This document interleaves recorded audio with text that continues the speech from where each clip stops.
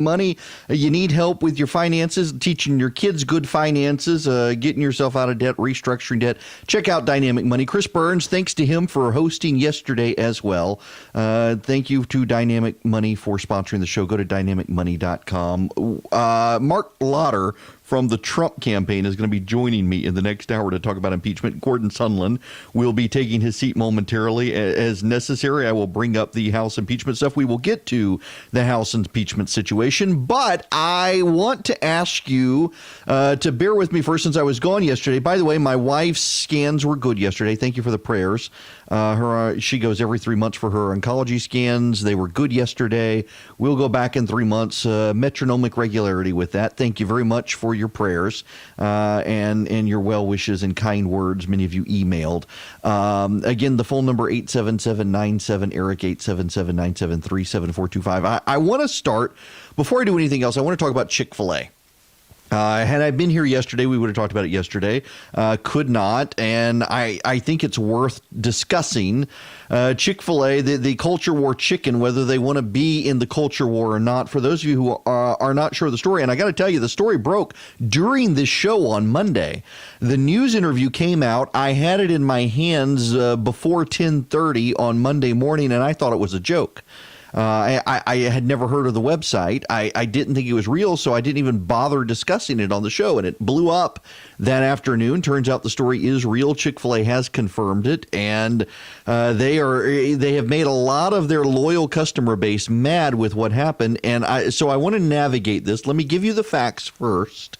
Let's make some presuppositions, and then let's handle this. And I'll be happy to take your calls on this as well. Chick-fil-A has in the past supported a number of outside charities through its foundation. Essentially, part of the profits of Chick-fil-A go into the Chick-fil-A Foundation. The foundation then directs charitable giving for the company. In the past, Chick-fil-A has been a longtime supporter of the Fellowship of Christian Athletes and the Salvation Army. As a result of supporting both organizations, Chick-fil-A has come under attack from progressive activists for being a homophobic company. As you will recall, in the past, Chick-fil-A supported nonprofits that funded marriage, supported traditional marriage, were considered to be anti-gay groups by left-wing activists, and Chick-fil-A redirected money away from those organizations over time, went with the Salvation Army, the Fellowship of Christian Athletes. They're now being attacked for supporting these. The Salvation Army in particular has come under sustained attack by left-wing groups who are convinced that it is a homophobic organization. Now, I can tell you from my experience in dealing with the Salvation Army, I'm a huge supporter of the Salvation Army, and the Salvation Army does not care whether you are gay, straight, transgendered, or anything else. You can be any member of the alphabet LGBTQ gang, and you can get served by the Salvation Army. Likewise, you can be a member of the alphabet gang and work at the Salvation Army. You can even get spousal benefits in your same-sex marriage from the Salvation Army. The organization recognizes God's sovereignty and believes that God created us and believes in biblical truths. And part of the biblical truth is love your neighbor, help everybody. And that's what the Salvation Army does. And it is mind-boggling that the left has decided the Salvation Army, the largest nonprofit dedicated to helping homelessness in the United States, is somehow a controversial organization. But the Salvation Army is under attack. And just this past week, Ellie Goulding, a British singer, said she would boycott an appearance. She would cancel an appearance at a sporting event that she was going to participate in because the Salvation Army was going to get the proceeds from that event. And left-wing activists pressured her, and she said she wouldn't do it unless the Salvation Army bowed to the woke mob, which they're not doing. So Chick-fil-A comes out, and the president and chief operating officer of Chick-fil-A, whose name is Tim Tassopoulos, released a statement saying that they're not going to give to the Fellowship of Christian Athletes or the Salvation Army anymore. He said in an interview, "There's no question. We know that as we go into new markets, we need to be clear about who we are. There are lots of articles and newscasts about Chick-fil-A, and we thought we needed to be clear about our message." So the Salvation Army and Fellowship of Christian Athletes are out. They're going to give to some other organizations, one called Covenant House. Covenant House has had its own scandal in the past, and I'm sure the left will come after them. The left is declaring victory on Chick-fil-A. The left, it should be noted, progressive activists are declaring this a win, saying they have essentially shamed Chick-fil-A into getting rid of the Salvation Army and the Fellowship of Christian Athletes as groups they fund with their money. What troubles conservatives is Tassopoulos' statement that as we go into new markets, we need to be clear about who we are, saying that as he distances the company from the Salvation Army. Now, what are these new markets? Well, remember, Chick-fil-A wanted to go into the British market and wanted to go into various airports in progressive enclaves, and they've been blocked by governmental entities. And in fact, in Britain, it was the landlord threw them out for being anti-gay. And they were cited, the anti-gay support was part of what people have been citing is the Salvation Army. So as we go into new markets, we need to be clear about who we are. So they stop funding the Salvation Army. They say they want to fund homelessness. Ironically, the Salvation Army is the largest nonprofit in this country dedicated to fighting homelessness. So for Chick-fil-A to say it's got to distance itself from the Salvation Army to support homelessness is like the Navy saying it's got to get off large bodies of water and onto dry land in order to float ships. It makes no sense. So conservatives have interpreted this as a cave to the left. The left has interpreted this as a cave to the left. Interestingly enough, GLAAD, the radical gay rights group, is saying this isn't enough. Chick-fil-A still needs to be condemned and boycotted for still being anti-gay. They can't win with the woke tribe unless they capitulate and start paying reparations to the Alphabet Gang charities. Now, that is your synopsis of what has happened. I want to do something here that a lot of people aren't doing on the right, but I feel like strongly, I think we need to do. It's a feel and a think. Let's give Chick-fil-A the benefit of all doubt. Let's give them the benefit of all doubt. That let's presume that this is not about placating the left. Let's presume this has nothing to do with distancing themselves from Christian groups. Let's presume that they've been giving money to these organizations, and now they've decided, hey, we've given to them for several years. We want to go give to other organizations now. If we presume that, we need to start from this position. This is Chick-fil-A's money, and Chick-fil-A can do whatever it wants to do. Chick-fil-A has every right to do with its money as it wishes, and no nonprofit is ever entitled to anyone's money. You are not obligated. You are not obligated to support the Salvation Army, and Chick-fil-A is not obligated to support the Salvation Army. So let's make those our presuppositions. Let us presume that there was nothing nefarious here. Let us presume Chick-fil-A just wants to do as they said and go with new charities. They've gone with other charities in the past. Now they want to go do new things. That still causes some problems that Chick-fil-A needs to clarify. And it does, because whether they want to be or not, Chick-fil-A is in the culture war. They don't want to be in the culture war. They would prefer to be out of the culture war. But the left and the right are dragging them into the culture war. And frankly, the left started it. The left dragged Chick-fil-A into the culture war long before anyone on the right wanted to. It was, if nothing else, the right responded to the left's orthodoxies against Chick-fil-A and attacking Chick-fil-A and redoubled their support. There are a lot of customers at Chick-fil-A who love the Salvation Army, who love the Fellowship of Christian Athletes, who love these other groups, and they interpreted Chick-fil-A distancing themselves from both groups at the moment. And this is the key. Let's presume there's no nefarious intention, but let us also understand that this comes at the very moment the left is telling Chick-fil-A that they will be fought ruthlessly in airports and in local locations around the world until they distance from these two groups. And they just so happen to distance from the two groups the left is telling them you got to stop supporting. So it can be coincidence and it can be bad communications, but it has left an impression that Chick-fil-A is caving to the left-wing mob. They're trying to make friends of enemies by making enemies of their friends. Now, we can say that's not what they intended, but I think we also need to recognize, acknowledge, and admit that that's how it's been interpreted by both the left and the right. So I think Chick-fil-A needs to do some things here to make this right and to clarify the situation, because I have talked to multiple reporters. You do need to know this piece of it. I've talked to multiple reporters who have reached out to Chick-fil-A and have asked a very simple question. Will you in the future support Christian groups that publicly maintain biblical orthodoxy on marriage and gender identity? And Chick-fil-A has not said yes to that question. They've not said no either. They've tried to avoid the question, and that has made people suspicious. So if I were Chick-fil-A, here's what I would do.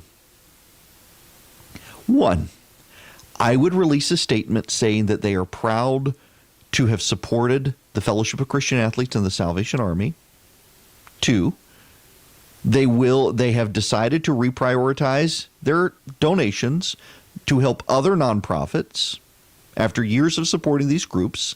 And in the future, they would very much want to consider going back to supporting these groups, but feel there are other worthy causes that are deserving of their money right now. Three, I would tell them they need to acknowledge their customers' concerns that they're caving and say that they support the Salvation Army and the mission of the Salvation Army and the Fellowship of Christian Athletes and the mission of Fellowship of Christian Athletes, and they wish them well, and they do not regret supporting them in the past, and they encourage their customers to continue supporting them in the future. And four, I would work with local franchisees to invite the bell ringers. Let the Salvation Army bell ringers come to Chick-fil-A this year. And basically what that would be doing is it would be putting the burden of support on the customer base. The customer base is upset that Chick-fil-A is not going to support Salvation Army. Well, you go support the Salvation Army, and Chick-fil-A will make it easy for you. They'll have the bell ringers at Chick-fil-A come on to Chick-fil-A, drop money in the bucket as you walk in the door or go through the drive-thru. So Chick-fil-A will be showing they're not afraid to be affiliated with the Salvation Army. They're not afraid to be affiliated with Fellowship of Christian Athletes. That it will be making clear to people that, contrary to what is being claimed by the left and the right, that they're not walking away from the Salvation Army in particular. That's the one that has everybody really upset about. Here, let's concede that there's no ill motive on Chick-fil-A's part. Let's, for the sake of argument, some people are absolutely convinced they caved. Frankly, I'll tell you, I am convinced that Chick-fil-A, given the statements of Tim Tassopoulos, that they wanted to distance themselves from the Salvation Army. We could all be wrong here. That's why I want to give them the benefit of the doubt. Although the way the statement read, it makes it sound like they want to walk away because of left-wing pressure. But we should acknowledge whether or not that's the case. What this has done is it has emboldened Chick-fil-A's critics and the critics of the Salvation Army. It essentially makes it look like Chick-fil-A is tacitly endorsing the left's argument that the Salvation Army is a hate group. It is, whether you like it or not. It is essentially embracing the idea that the Salvation Army is a hate group. Chick-fil-A says so. It's going to make the left think they can bully other organizations. If Chick-fil-A, a purportedly Christian organization, that's how the left views it, is willing to cave on the matter of the Salvation Army, how many other groups will now be willing to cave? The bell ringers are going to be targeted. Already you've got a massive shopping big box store like Target saying they're not welcome here because they annoy people. They're going to go after Walmart next. They're going to go after Kroger. They're going to go after Publix. They're going to go after all of these grocery stores and other big box stores that have allowed the Salvation Army to stand out front and ring bells. And they're going to say, hey, Chick-fil-A no longer wants to do business with this group. Why are you people doing business with this group? It makes no sense for you to be doing business with this group. It's going to make it easier for the left to target the Salvation Army. The other thing it's going to do is it's going to embolden the left to continue to harass Chick-fil-A, because it looks like, intentionally or not, it looks like Chick-fil-A bent the knee to them. And that's how it's being viewed by the press. That's how it's being viewed by the public. That's how it's being viewed by Chick-fil-A's customers. It makes it look like they've bent the knee to the left-wing progressive woke mob. And so they're going to demand absolute fealty. You're already seeing it with GLAAD, this radical gay rights group, saying it's not enough. You got to do more. It also means that the new charities that Chick-fil-A gives to are going to be targeted by the left. They are going to have a digital rectal exam by the left. They're going to come after them. They're going to examine everything about them. They're going to make sure they're not a hate group. By the way, a couple of them are faith-based groups. The left is going to target these groups in the same way they've targeted the Salvation Army, in the same way they've targeted the Fellowship of Christian Athletes, because what Chick-fil-A has done has emboldened these groups. Even if everyone is misinterpreting Chick-fil-A, even if everyone is misunderstanding what Chick-fil-A is doing, Chick-fil-A is allowing this to go on by not clarifying the record, and in so not clarifying the record, they're allowing this perception to set in that even Chick-fil-A thinks the Salvation Army is bad. And Chick-fil-A is willing to cave to the mob in order to get into new markets. If Chick-fil-A is willing to bend the knee to the woke mob, then the woke mob will be emboldened to target other groups as well. And this is unfortunate because so many people have for so long supported Chick-fil-A, had Chick-fil-A's back, stood up for Chick-fil-A, and went out of their way to go to Chick-fil-A to make a point of supporting that restaurant. Without bowing to the woke mob, without bending the knee, Chick-fil-A became the third most profitable fast food restaurant in the country. It doesn't need to bend the knee. So be absolutely charitable to Chick-fil-A. Let's presume there were no ill intent. Let's presume it's just they've given money to the Salvation Army and Fellowship of Christian Athletes for a long time. Now they want to move on to other charities. That's fine. But even in so doing, we need to acknowledge that it has left an impression, and Chick-fil-A itself is the only entity that can clarify that it means no ill will to either of these organizations, and that it still stands with these organizations, and that it may come back to these organizations, and that it's not running away from faith-based entities that maintain biblical orthodoxy. Only Chick-fil-A can do that, and until they do, they've left the impression that they are capitulating, whether they are or they aren't. They can fix this, and they can do it today, and they should. Well connected and well respected. It's Erick Erickson, live every weekday.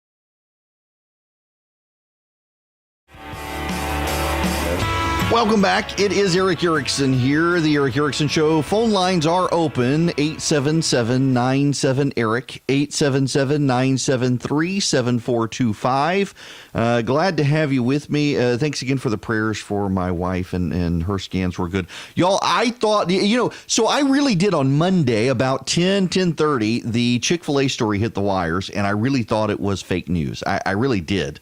I'd never heard of the website. Tim Tassopoulos gave the interview to a website called BizNow. I've never heard of BizNow. I didn't know BizNow was a real website.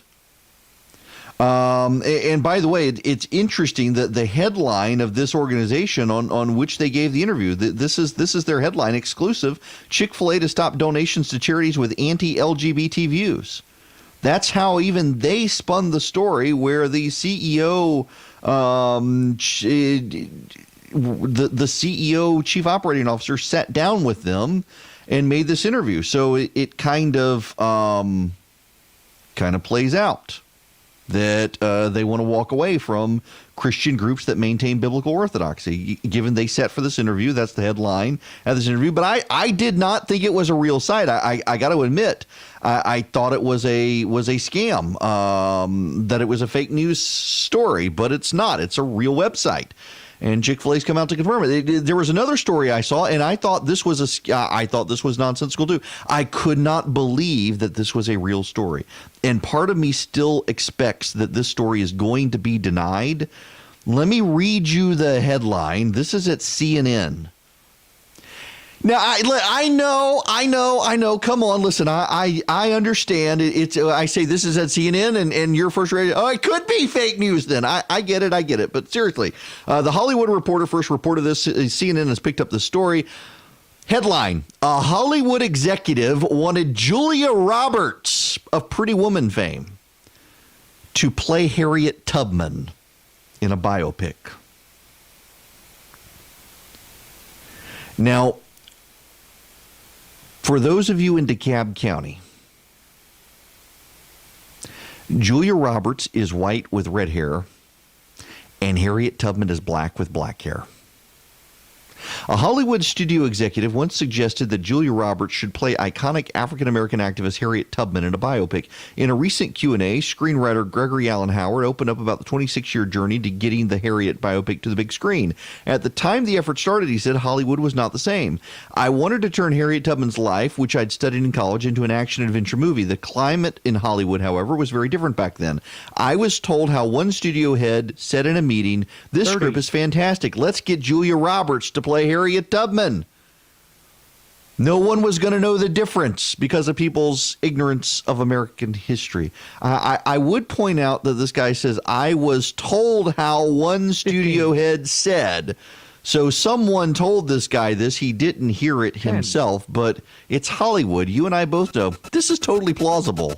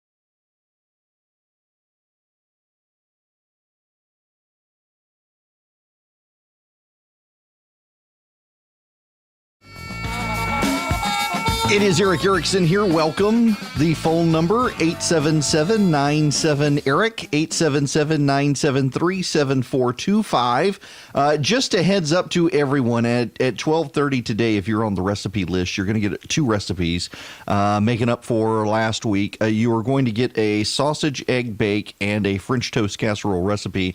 And the reason that I'm sending these together is because I make them together. You make them the night before, you put them in the fridge, and then you get up in the morning, Thanksgiving morning, wherever, you pop them in the oven, 45 minutes, and you got breakfast, one savory, one sweet. French toast casserole is kind of a sweet one. The sausage egg bake is a savory one. They're both very easy to make, and I highly recommend them. My family typically comes to our house every year for Thanksgiving, and we do all the cooking and cleaning and housing and feeding everything because I'm exhausted by this time of year. I've traveled so much for the year, and now with this radio show, I'm actually going to take a break and not do anything this Thanksgiving. It'll be unusual for me to not do any cooking for Thanksgiving, but I'm kind of looking forward to it because I do it every year. But typically everyone comes to our house for Thanksgiving, and what I do is I make a big batch of sausage, egg bake, and the French toast casserole, and you can live on their leftovers. You can live on it for 2 days. Despite the number of people, given the batches I make, they're easily doubled. But it gives everybody is savory and sweet for breakfast. It's the perfect combination. So it's sausage, egg, bake, and French toast casserole. They're easy to make. They cook at the same time. You put them in the oven together. They come out at the same time. You make them the night before. You keep them in the fridge. You keep them outside if it's cold, just well wrapped. I've done that before. It was so cold outside, we didn't have space in the fridge. I just wrapped them up tight and left them outside, and then popped them in the oven the next morning. And they were actually probably colder outside because it got down to freezing than they were by leaving them in the fridge. But it worked just fine. If you want these recipes, they go out at 12:30 today. I've got it set. They're ready to go. Already done. Text the word recipe to 33777. Text the word recipe to 33777. Do it by noon, 12:15 today, and you'll be able to get the recipes. Text recipe to 33777, and you'll get some more later this week as well. As I make up for lost time on this. Gordon Sunland is giving his statement right now to the House impeachment inquiry. Let's listen to this for just a minute. I had access to all of my phone records, State Department emails, and many, many other State Department documents. And I was told I could not work with my EU staff to pull together the relevant files and information. Having access to the State Department materials would have been very helpful to me in trying to reconstruct with whom I spoke and met and when and what was said. As ambassador, I've had hundreds of meetings and calls with individuals, but I'm not a note taker or a memo writer. Never have been. My job requires that I speak with heads of state, senior government officials, members of the cabinet, the president, almost each and every day. Talking with foreign leaders might be memorable to some people, but this is my job. I do it all the time. My lawyers and I have made multiple requests to the State Department and the White House for these materials. Yet these materials were not provided to me, and they have also refused to share these materials with this committee. These documents are not classified, and in fairness, should have been made available.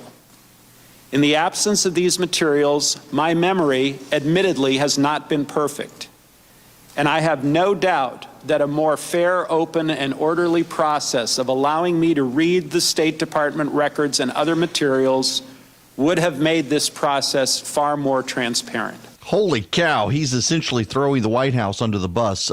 Sunland, this is his own CYA mode. Holy moly. That the White House isn't giving me or you what I need to read. Okay, can I just say something real quick? Just on what we heard, and this is his opening statement. You're the ambassador, and it is your job to have meetings with people, and you say you're not a note taker and that you don't remember stuff. So you're not a note taker and you don't remember anything. So what good are you? This is someone who probably needs to be fired. In fact, there are hints of the White House they're trying to make him the fall guy, and perhaps he knows that they're trying to make him the fall guy. It sounds like he is trying to do some serious CYA in the statement. Let's listen to a little more. Again, this is Gordon Sondland. He is testified before the House Impeachment Committee right now as I'm talking. So we followed the president's orders. Second, although we disagreed with the need to involve Mr. Giuliani, at the time we did not believe that his role was improper. As I previously testified, if I had known of all of Mr. Giuliani's dealings or his associations with individuals, some of whom are now under criminal indictment, I personally would not have acquiesced to his participation. Still, given what we knew at the time, what we were asked to do did not appear to be wrong.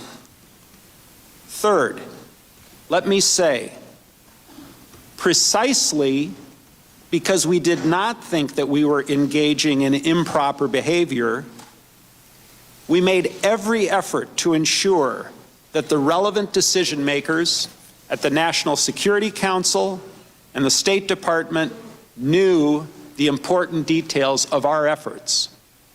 The suggestion that we were engaged in some irregular or rogue diplomacy is absolutely false. I have now identified certain State Department emails and messages that provide contemporaneous support for my view. These emails show that the leadership of the State Department, the National Security Council, and the White House were all informed about the Ukraine efforts from May 23, 2019 until the security aid was released on September 11, 2019. I will quote from some of those messages with you shortly. Fourth, as I testified previously,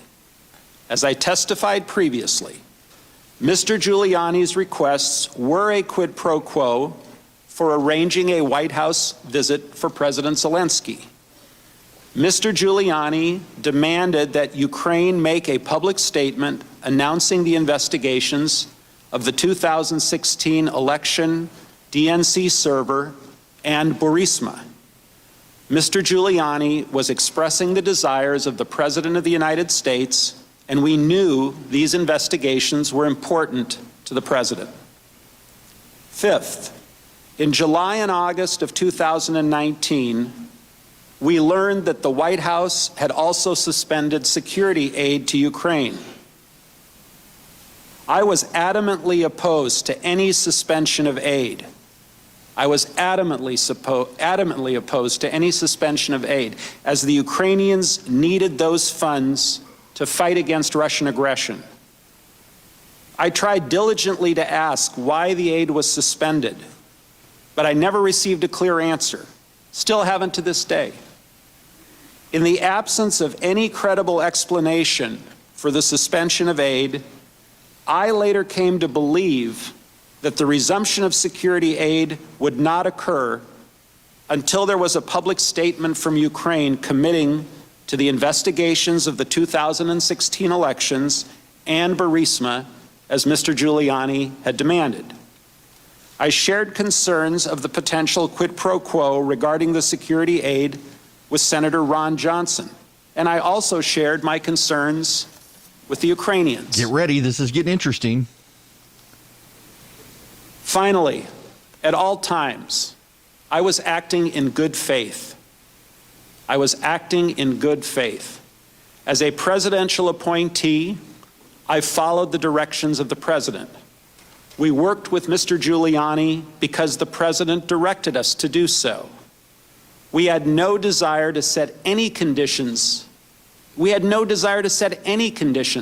the Ukrainians. Indeed, my own personal view, which I shared repeatedly with others, was that the White House and security assistance should have proceeded without preconditions of any kind. We were working to overcome the problems given the facts as they existed. Our only interest, and my only interest, was to advance long-standing U.S. policy and to support Ukraine's fragile democracy. Now let me provide additional details specifically about Ukraine and my involvement. First, my very first days as ambassador to the EU, which was starting back in July of 2018. I'm going to wind this part down right now. This is Gordon Sondland. He's testifying right now before the House impeachment inquiry with the House Intelligence Committee. He has essentially thrown the president. He's thrown everybody under the bus. Just so you understand, let me read you his start of his statement. We missed this start of it. First, Secretary Perry, Ambassador Volker, and I worked with Mr. Rudy Giuliani on Ukraine matters at the express direction of the President of the United States. We did not want to work with Mr. Giuliani. Simply put, we played the hand we were dealt. We all understood that if we refused to work with Mr. Giuliani, we would lose an important opportunity to cement relations between the United States and Ukraine. So we followed the president's orders. He goes on to say there was a quid pro quo, that the money to Ukraine was being held up on the Burisma situation and the 2016 investigation. And now, of course, he's saying he expressed these concerns to Senator Ron Johnson. Senator Ron Johnson has thus far said he knew of no concerns. But he hasn't submitted formal testimony. So you need to understand this about Gordon Sondland, just so you understand where we are in this hearing process. Gordon Sondland, the EU ambassador, was a Jeb Bush guy. He poured money into Jeb Bush super PACs, and Jeb Bush lost. Gordon Sondland poured money into efforts to stop Donald Trump, and Gordon Sondland lost. And then when Donald Trump became president, Gordon Sondland wrote a fat check to the inaugural committee to get into the president's good graces, and people lobbied on his behalf to be the EU ambassador, and here he is as the EU ambassador. So the Trump people have eyed this testimony nervously with good reason, because they knew there wasn't a ton of loyalty there between Sondland and the president. This is going to reinforce that view for the president and those around him, that Sondland is being in some ways disloyal. Sondland, of course, is trying to keep himself out of jail for perjury, because Sondland originally denied that a lot of stuff happened, and Bill Taylor and Tim Morrison and others have come forward and directly contradicted things Sondland originally said, which is why I tuned in at the perfect moment. It was not planned. Tune in, and he says, so I didn't keep any notes, and I do this so much that I don't remember everything. It all runs together, and the State Department won't let me look at the documents, and they won't let you look at the documents, and they're not classified, and the State Department bad. Throwing everybody under the bus to keep himself out of jail.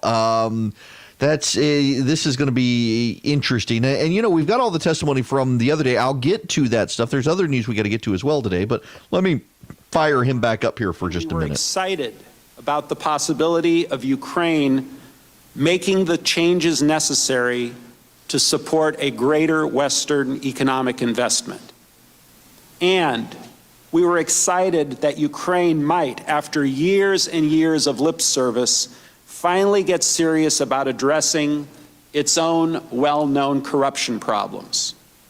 With that enthusiasm, we returned to the White House on May 23rd to brief President Trump. We advised the president of the strategic importance of Ukraine and the value of strengthening the relationship with President Zelensky. To support this reformer, we asked the White House for two things. First, a working phone call between Presidents Trump and Zelensky, and second, a working Oval Office visit. In our view, both were vital to cementing the U.S.-Ukraine relationship, demonstrating support for Ukraine in the face of Russian aggression, and advancing broader U.S. foreign policy interests. Unfortunately, President Trump was skeptical. He expressed concerns that the Ukrainian government was not serious about reform, and he even mentioned that Ukraine tried to take him down in the last election. In response to our persistent efforts in that meeting to change his views, President Trump directed us to, quote, talk with Rudy. We understood that talk with Rudy meant talk with Mr. Rudy Giuliani, the president's personal lawyer. Let me say again, we weren't happy with the president's directive to talk with Rudy. We did not want to involve Mr. Giuliani. I believed then, as I do now, that the men and women of the State Department, not the president's personal lawyer, should take responsibility for Ukraine matters. Nonetheless, based on the president's direction, we were faced with a choice. We could abandon the efforts to schedule the White House phone call and a White House visit between Presidents Trump and Zelensky, which was unquestionably in our foreign policy interest, or we could do as President Trump had directed and talk with Rudy. Ouch. Yeah, he's throwing them all under the bus. Sondland is.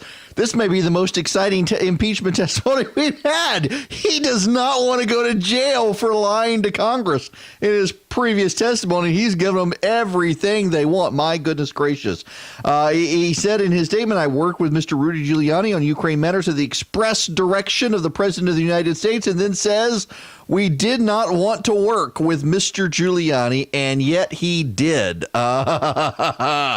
This is a new twist for today, but is it going to change anybody's mind? No. No, it's not.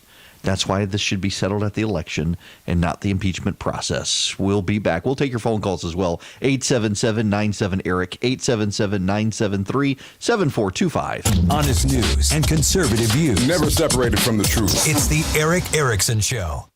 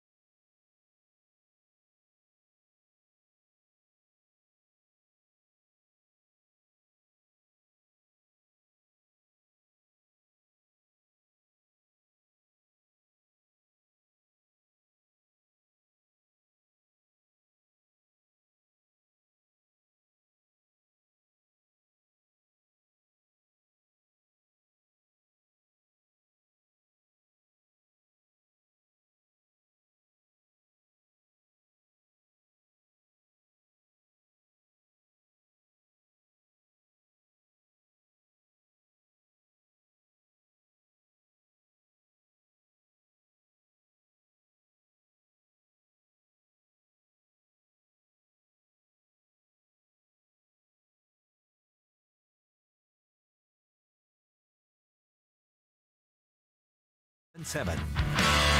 Well, the Sondland testimony, there's a lot I want to talk about. In fact, when we come back, we'll put a pause on Gordon Sondland because there's a David versus Goliath story in Georgia that's worth talking about. A local small business in Georgia suing Target for trademark infringement. It's actually a kind of neat story to see someone doing that. And I got to mention here, The president on Sunday had that surprise visit to Walter Reed Hospital. He hasn't disclosed what went on. His staff says it's no big deal. And we are now, it is Wednesday, and the press is still melting down about the president going to the hospital and not telling them what it's about. And of course, it's oh, they lie about everything. This is probably, he's going to die. You would think, given the press's hostility to the president, they would be excited by this news. But no, they're really upset that the president and the White House are keeping information about the president's health from them. It is amazing, really, to watch the media meltdown over this. 4 days removed now from the story, people still questioning it. Even as the Gordon Sondland testimony is going on, they are upset about it. It reminds me, there have been numerous stories out about how people view the press these days, and that the press has a hard time of distinguishing between things that should generate outrage and things that shouldn't. And it is the press itself that really has been having problems with focusing on things that matter. The press itself can't distinguish between things that should be outrageous and things that couldn't. In the age of Trump, everything is outrageous. And that's not the way the world is supposed to work, and that's not the way things are supposed to happen. And so it's really hard for people to get worked up even about this impeachment stuff. I don't believe that the polling will change. In fact, we got a lot of polling out there we'll get into later that suggests the American public wants to settle this at the ballot box and not in an impeachment hearing. And independent voters who initially wanted to go the impeachment route are now saying, "No, hold off. Let's do an election." Here, let's go back to Gordon Sondland here, who's still talking. Wrote to us as follows: "Just had a meeting with Andrei and Vadim," referring to Ukraine Foreign Minister Vadim Prystaiko. "Taylor said the Ukrainians were, quote, very concerned about what Lutsenko told them, that according to RG," meaning Rudy Giuliani, "the Zelensky-POTUS meeting will not happen." Volker responded, "Good grief, please tell Vadim to let the official U.S. government representatives speak for the U.S. Lutsenko has his own self-interest here." Taylor confirmed that he had communicated that message to the Ukrainians. Lutsenko has his own self-interest here. Taylor confirmed that he had communicated that message to the Ukrainians. And he added, "I briefed Ulrich this afternoon on this," referring to State Department Counselor Ulrich Brechtbull. Again, everyone's in the loop. That's Gordon Sondland. There was a report out last week, we didn't have a chance to get into it very deeply, that the White House intends to make Rudy Giuliani the fall guy. And it appears here that Gordon Sondland is playing his role. And I think he's not doing it on the White House orders, because he's throwing the president under the bus as well. But I think it's certainly clear that everyone was upset with Rudy Giuliani, and that they think Rudy Giuliani misled the president. And that perhaps is the president's best defense in impeachment, that he was misled by his own lawyer, Rudy Giuliani, who he trusted. And when people say, well, why didn't you trust the State Department and whatnot? And he can say, well, look at all the leakers. Look at Anonymous. I knew they were there. I couldn't trust him, so I had to trust Rudy, and Rudy misled me. And the president could probably get off of that, badly misled by his advisors. When we come back, David versus Goliath in Georgia, and the Democrats are coming to debate down in Georgia. We need to discuss that.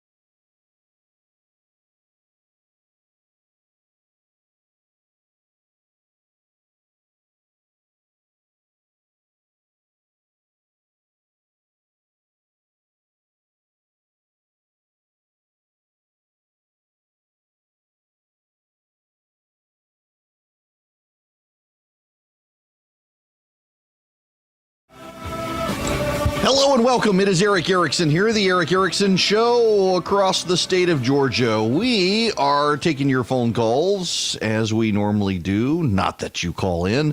877-97-ERIC, 877-973-7425. Just a word of housekeeping if you're just tuning in.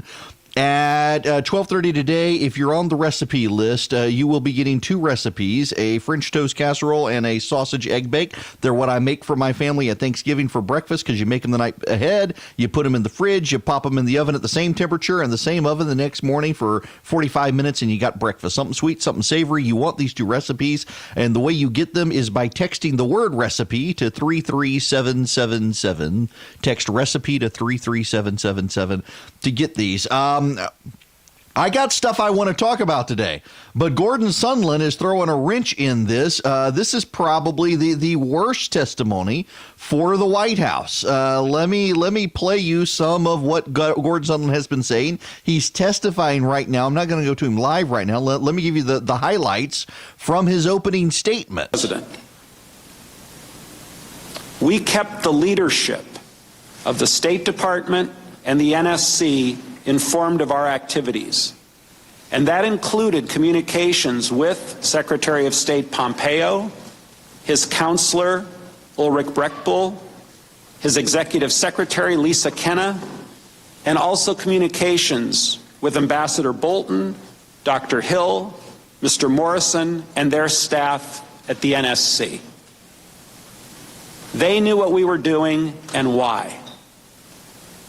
On July 10th, 2019, senior Ukrainian national security officials met with Ambassador Bolton, Ambassador Volker, Dr. Hill, Secretary Perry, myself, and several others in Washington, D.C. During that meeting, we all discussed the importance of the two action items I identified earlier. One, a working phone call, and two, a White House meeting between Presidents Trump and Zelensky. From my perspective, the July 10th meeting was a positive step toward accomplishing our shared goals.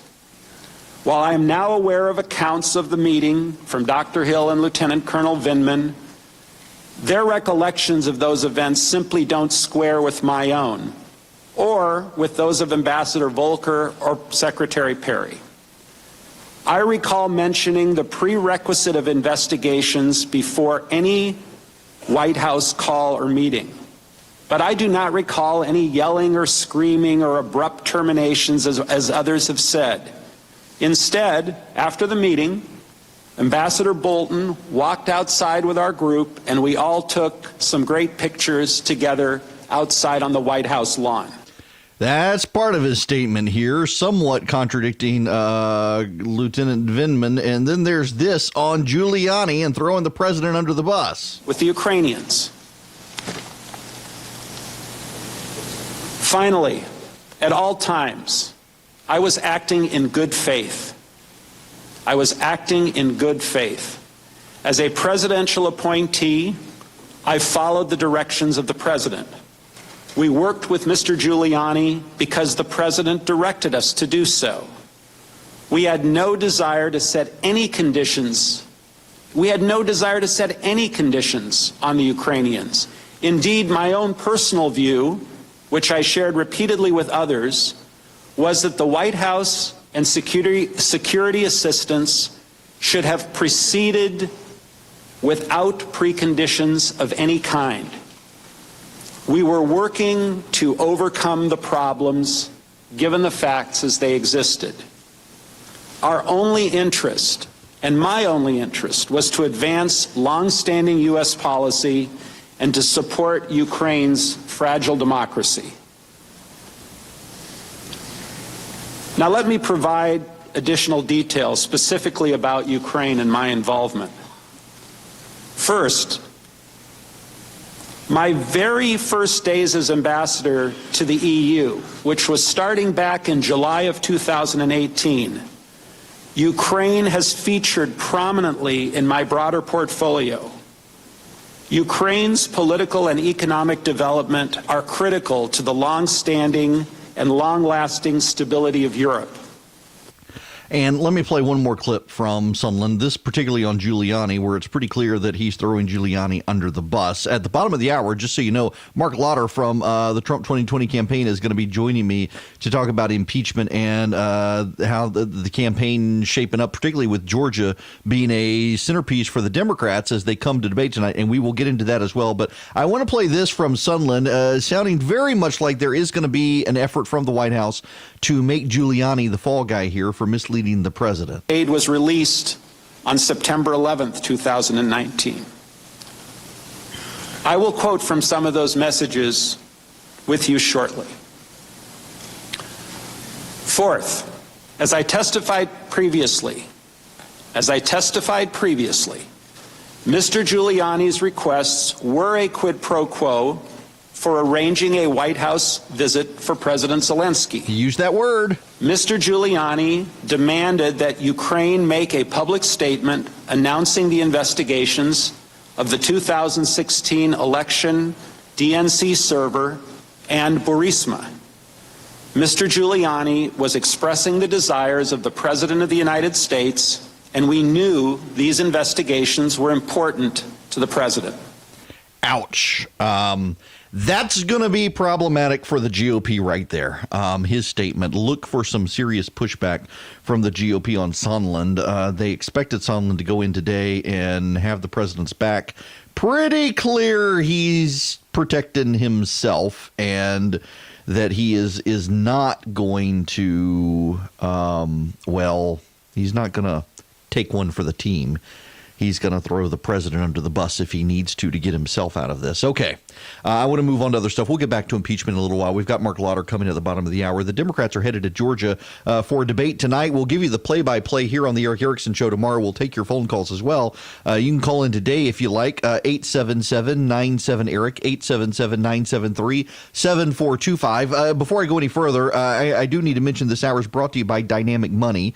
You can go to dynamicmoney.com. Thank you to them for sponsoring the show and to Chris Burns for hosting yesterday. They are my personal financial advisor. They actually really are. And this isn't just an ad. They've actually helped my wife and me tremendously, which is why I'm glad to be able to partner with them here and to have Chris fill in and have a friendship with Chris. If you need help figuring out how to manage your money, restructure debt, get out of debt, come up with a plan, come up with a budget, teach your kids better finances, go to dynamicmoney.com.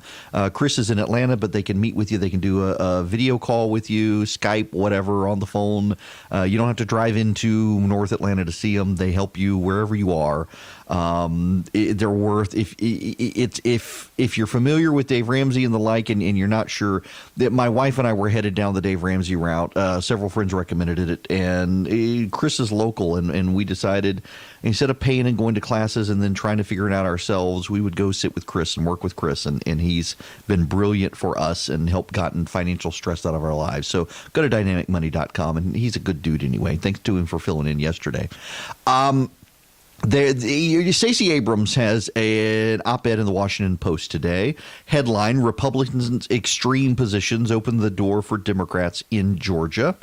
During the 2018 gubernatorial campaign, Vice President Pence came to Georgia. He campaigned for my opponent and, in an effort to dismiss me and the legacy of my supporters, told his audience, "This ain't Hollywood, this is Georgia."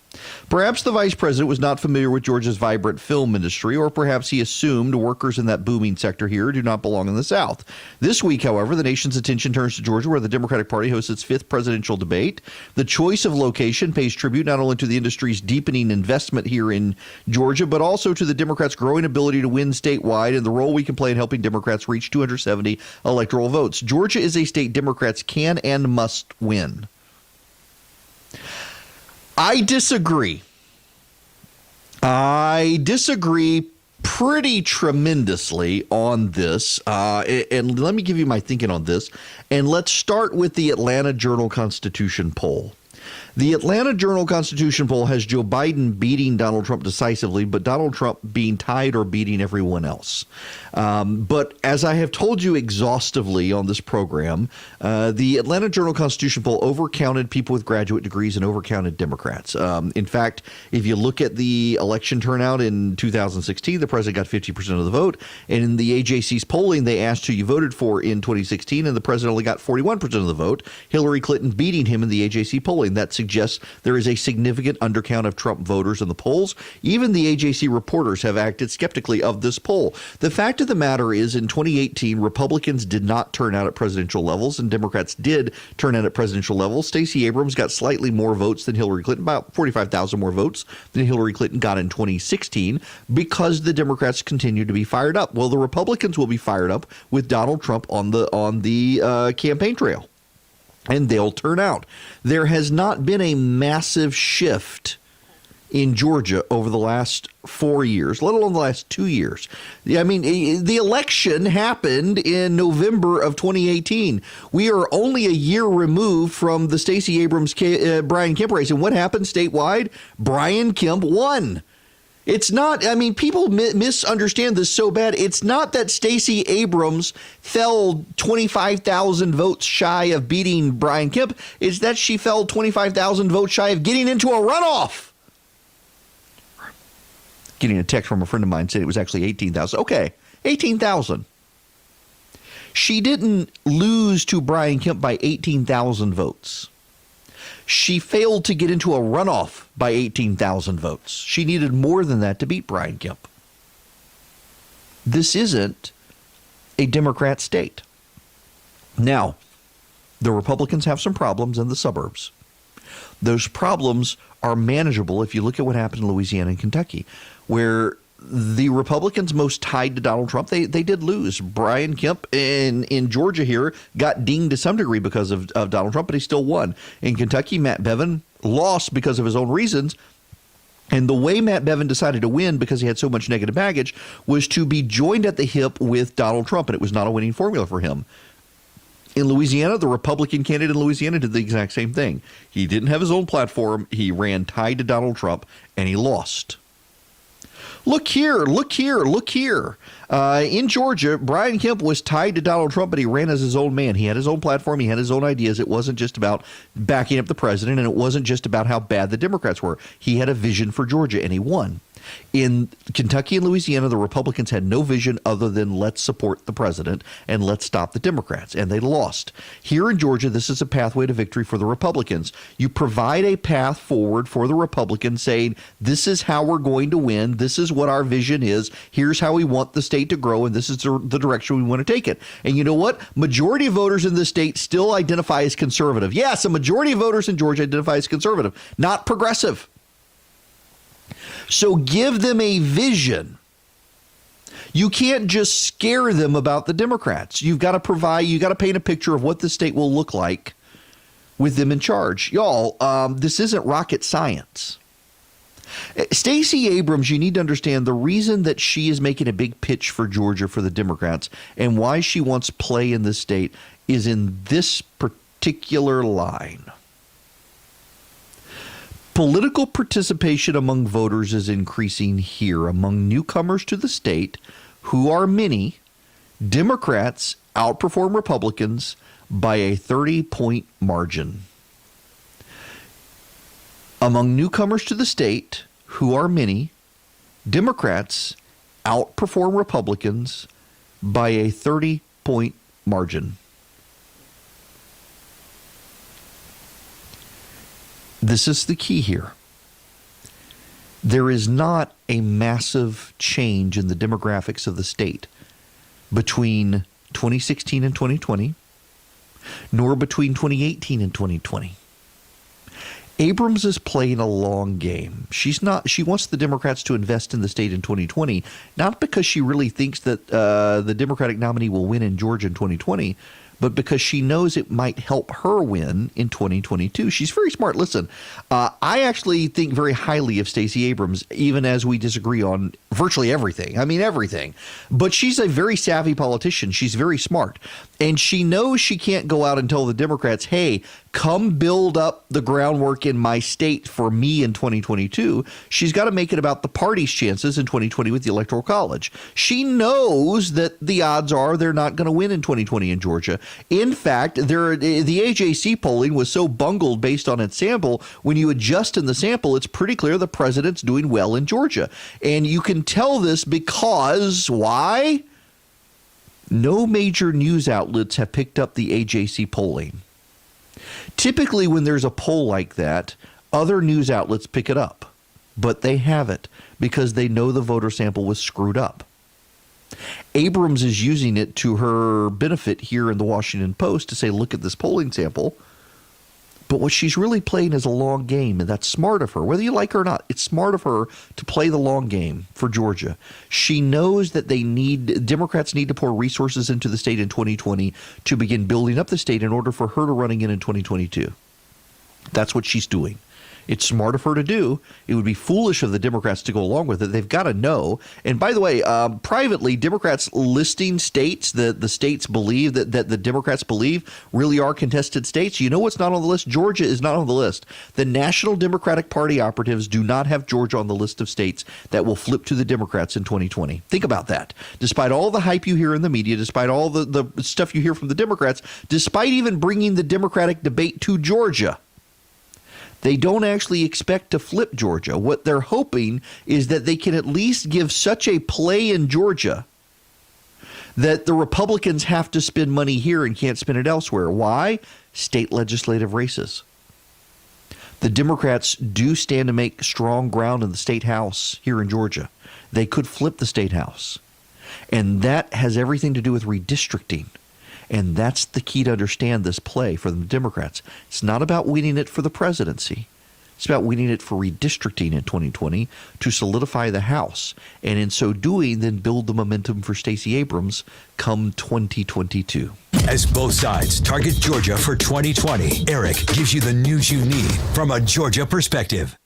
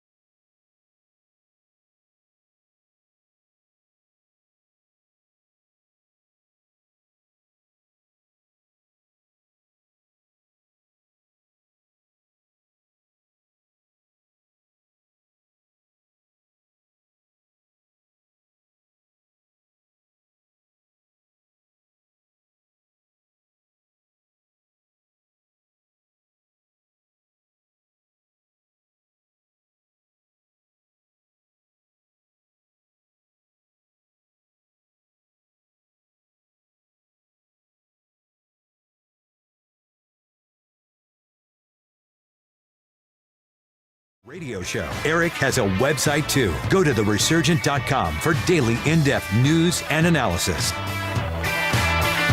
Coming up after the bottom of the hour, Mark Lotter from Trump 2020 going to be joining me to talk about the campaign, the Democrats' debate, and more. Emily Golub is an entrepreneur here in Georgia. 6 years ago, she launched a company called Garnish and Gather. It delivers meal kits and organic groceries sourced from Georgia farmers and growers. It was among the first meal kit companies serving the metro area, and she trademarked the name Garnish and Gather. She used a circular logo with the business name wrapped around a G and G. Leaves are part of the motif and attached to the uppercase G's. In September, Target launched Good and Gather. According to Golub, the newcomer used a circular logo with the business name wrapped around a G. Leaves are part of the motif attached to the lowercase g. Negotiations ensued between Golub's company and Target, and she has filed suit now in federal court in New York against Target, claiming trademark infringement. She's got 12 employees. She's in DeKalb County, Georgia. She delivers over 800 weekly meal kits, and Target, of course, has 1,800 stores and $75 billion in sales. It is very much a David versus Goliath issue. Target is saying that they appreciate and respect the laws, trademarks. They're aware of the lawsuit, and they're confident that they are distinctive from her. Now, what is Good and Gather? It is an outlet that will be a multi-billion-dollar business.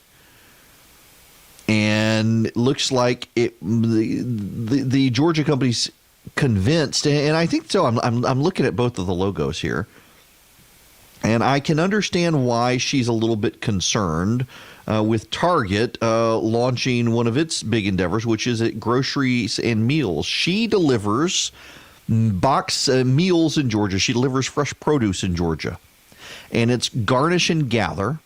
And here comes Target doing the exact same thing, and they now use the name Good and Gather and have a very similar logo. So here's a Georgia small businesswoman who's filed suit against the giant for trademark infringement, and good for her. I got to say, I find that courageous of her to do, because a lot of these companies they'll either take money and change their own name and disrupt their brand, or they'll just decide, you know what, I can't fight. I think this is smart of her to do. They did try to negotiate, but in her mind, I'm reading here now through the tea leaves, she felt like Target was essentially trying to bully her into caving, and she didn't want to cave. She poured money into this business. 800 weekly meal kit subscribers. She's got 12 employees. She's not a billion-dollar corporation, and Target is, 30. and she's willing to fight them. She should be praised for this, particularly when here comes Target trying to do the exact same thing she's been doing, stepping on her toes and into her business. So good for her. Good for Miss Golub here in Georgia, taking on this massive national corporation for trying to do the same thing. When we come back, Mark Lotter from Trump 2020 is going to join me here on the show.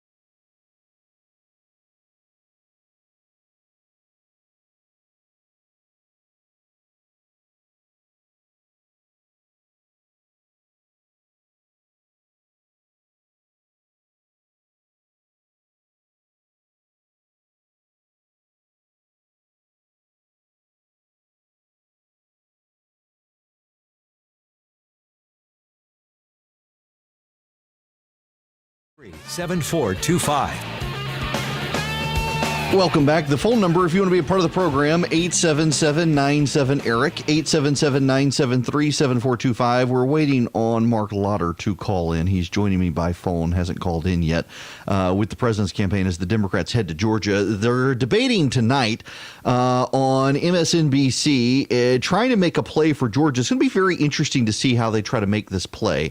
And the main reason I think it's going to be interesting to see how they try to make the play is because Stacey Abrams, in her op-ed in the Washington Post, asserts that Georgia is far more liberal than I think it actually is. I mean, for example, the conventional wisdom from the media and from Abrams is that fetal heartbeat legislation in Georgia would be fatal, and yet the popularity of the Republicans in Georgia has gone up. The popularity of Brian Kemp has gone up. Popularity of David Perdue has gone up, and yet they want to come to Georgia and try to make that claim. I don't think they're going to be able to. Now, joining me by phone, Mark Lauder with the president's campaign. Let's see, can I fire up the call? There we go. Mark, how are you?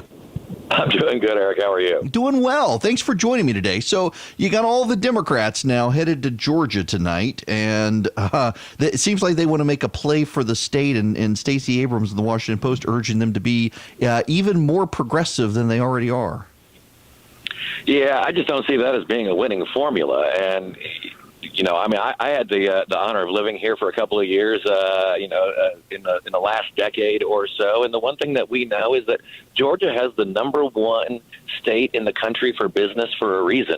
It's when you lower taxes, you lower regulations, and you do the things that want to create businesses, attract jobs, it works. And so when the Democrats take the stage tonight and talk about all of their job-killing proposals, I think that's just going to be fundamentally at odds with what Georgia can see with their own eyes. Well, not only that, but I'm wondering, listen, I think there's data in the suburbs that suggests that voters in the suburbs are somewhat skeptical of the president. But I gotta think that given the choice between their 401k and the Democrats' economic plans, that people are going to be rushing to go support the president in 2020.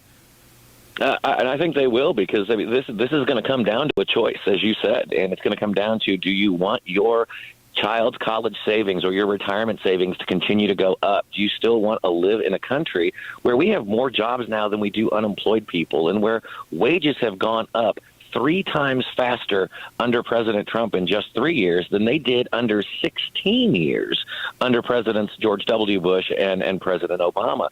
We've shown the results can work, and I think for many Americans, for many people, especially those out in the suburbs, it's okay to choose the results over this radical proposal that the Democrats are putting on the stage. Well, while you and I are talking, of course, we've got the impeachment situation going on in Congress, and I find it very interesting that in swing districts, of which Georgia has several, including the 6th congressional district with Lucy McBath, the majority of voters and a clear, decisive majority of independent voters want this decided at the ballot box and not through the impeachment process. No, you're absolutely, and I think that just underscores what we've seen for a long time, that people know that this is nothing more than politics. And the fact that Democrats actually had to poll and do focus groups on what they were going to accuse the president of shows you that this is not about the rule of law or the Constitution. This is about them trying to stop the president from being reelected next year. You had Nancy Pelosi, you had AOC, you had Representative Green, all saying in recent weeks, if we don't impeach this guy, he will be reelected. And I don't think the American people are going to stand for that. They want these things decided at the ballot box and not with just political stunts and gamesmanship. Yeah, I keep watching this, and I don't see anybody's mind being made up on this. We might as well settle it at the ballot box. And people in Georgia, I think, given the polling, they don't support it. And I'm actually interested, if I can go down a little bit of a dive with you for where the campaign is. How do you guys see Georgia, particularly given the Democrats saying that they think Georgia is going to be a winnable battleground state for them?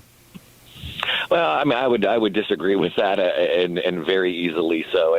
But we're not taking it for granted. So we already have people on the ground here. We are registering voters. We are identifying voters, and we're training an army of volunteers that are going to be able to go out there and talk to their friends, talk to their neighbors one-on-one, and tell them why it is that we need to keep President Trump in office. And this is a president who, despite nonstop negative coverage in the media and all of the attacks. He just keeps going. We see the results that are happening because of it. And even though things have gotten closer, I mean, we still won that governor's race in Georgia. We still won, and will win in the Senate races and those kinds of battles. And it doesn't mean that we're not going to have to fight for it, but this is a campaign that's record fundraising and putting record amounts of resources on the ground. And I think those are going to be the difference in a lot of these close states. Well, you mentioned the closeness in 2018, and one of the things I've been critical of is there was not a lot of training of volunteers, and there was not a lot of door-to-door in the suburban areas. Those door-to-door, for example, got outsourced to groups that wound up not having the budget to do it. And the governor had gone out of state or down into South Georgia and focused there, rightly so, I think. So having the Trump team come in particular, having people in those suburbs. But you mentioned training. If people want to be involved in the campaign in Georgia, where do they go to get the training to be of best use to the campaign as possible? Yeah, go to donaldjtrump.com, sign up. We will get you connected with the local trainings. In fact, I was down in Florida on Saturday, where we had over 100 people and Asian Americans and Pacific Island natives all there. That was their focus. They want to go door to door. They want to talk to folks in their communities. We see the same thing. You saw the president here just a few weeks ago with the launch of Black Voices for Trump. It's something that we take very seriously. And just to put a perspective on it, I think in 2016 we had about 90,000 volunteers or so. We're going to have 2 million. That is our target. We are training them already. Trainings are going on all across the country in every single state. And it's those folks who are going to go out and recruit even more people to be able to talk about the great things that are going on. And we're going to win this thing on the ground by just making sure that people who support the president like what's going on. Get out there and vote and bring a few friends with them. And so the website, donaldjtrump.com, people can go sign up. They can be volunteers. And so now are you training people how to do door-to-door or how to talk to their friends, family, and neighbors about why they should support the president? Absolutely. And that's one of the things where the fact that we are so far ahead of the Democrats in terms of our data operation, we have the ability now to not just give people an address and tell them to go knock on the door and tell them to vote. We can actually arm our volunteers with the information about the key issues that person in that household that matters to them. So we can talk to them about the things that truly resonate with them and do that at a very individualized, customized basis. It is really light years ahead of anything that the Democrats can do. We see it in our advertising side. We're also going to see it in our ground game. Nice. Mark, listen, thanks very much for stopping by. I really appreciate it. Absolutely. Always good to hear. Mark Lauder with Trump 2020. Go to donaldjtrump.com. I sound like a broken record here often on how to do door-to-door and grassroots, and it sounds like they've got a good plan. The fact that they're going to teach you how to essentially individually customize. Now, how does that work? It's actually very interesting how this stuff works, and I've been a student of it for a while. Let me, if you've never understood, how can Mark Lauder say they're going to train you to go door to door and they're going to customize the door to door plan so that you know what your neighbors are interested in? Well, it takes a lot of effort to do that. And this is what I would suggest, that if you're a candidate for office, here's what you should do. And it sounds like it's what the president is doing at the very grassroots level. Go knock on every door of everyone who's going to vote. Now, if you're running in a Republican primary, what you do is you go to the Secretary of State and you get the list of voters and you find the ones who are considered hard Republicans. Now, how can you tell? Well, typically they're given that label. You can go through a private company and they specifically will label, but I think the Secretary of State's office actually gives the labeling of HR, HD, SR, SD, S, and G. HR and HD, hard Republican Democrat. The SRSD, soft Republican Democrat. S is swing. G is general election only. And now what is that? Well, hard Republican, hard Democrat. Those are people who vote in every Republican or every Democratic primary and go vote in the general election. The odds are if you're voting in every primary for a party and then the general election, you are a hard voter for that party. The soft one is you vote in a lot of them, but you don't vote in all of them. Maybe you vote in the presidential primaries for the GOP, and you vote in the general election. You're probably a soft Republican or a soft Democrat if you vote in only the presidential primaries for the Democrats in the general election. If you vote some Republican primaries, some Democratic primaries, and you show up and you vote in the general election, you're a swing voter. If you got a G next to your name, it means you do not vote in primaries, but you do vote in the general election. So let's say now that you are running in a Republican primary. You want the Republican nomination. Here's what you should do. This is one more step than what the president has to do because he's already the nominee. Get a bunch of volunteers and get your voter list and find every hard Republican on the list. Delete everybody else from the list. And you and your volunteers go knock on every single door. And you ask them one question and you write down their answer. What do you think the biggest issue is in our local community? Ask that question of all the Republicans. And then you and your volunteers get together, you collect all those responses, you put them in a database. There's software that helps you do it. You can use an Excel spreadsheet, doesn't matter. And you list them. The biggest issue, is it the water system? Is it the sewage system? Is it the local schools? Is it crime? Is it roads? Is it cost of internet access? Is it cost of food? Is it trash collection? Is it building? Is it people are tired of the strip malls? Is it it doesn't matter. Whatever it is, you list them. And you list them and you tie them through a database into the individual voters. And there are, again, lots of software to do this. And so then what you do is you begin to make a play for those voters. You formulate a plan. Let's say the number one issue in your community, it's not health care, it's not taxes, it's not crime, it's something very small. It's trash collection. The majority of your voters in your district are mad about how the trash is being collected. Well, you know what? Formulate a plan. Say, for example, if it's run by the city and not privatized, you're going to privatize it, and you're going to get contractual obligations from these companies. They're going to pick it up at a certain amount of time. They will work on days. If they skip a holiday, they'll be there the next morning. You'll make certain guarantees. You'll put it in a contract, and you'll find someone who can do a better job of trash collection than who's ever doing it right now. Or if it's private, maybe you got to say, hey, let's let the county take it over, or find a new contractor, do something, sue. And then you go knock on every Republican's door who said trash collection was their big issue. And you say, hey, my name is Erick Erickson. I'm running for state legislature. I'm running for city council. I'm running for county commission. And I'm running because I'm really mad about how trash collection is working. And we got to improve. I've got a plan to improve it. I'm sure you know that this is a problem.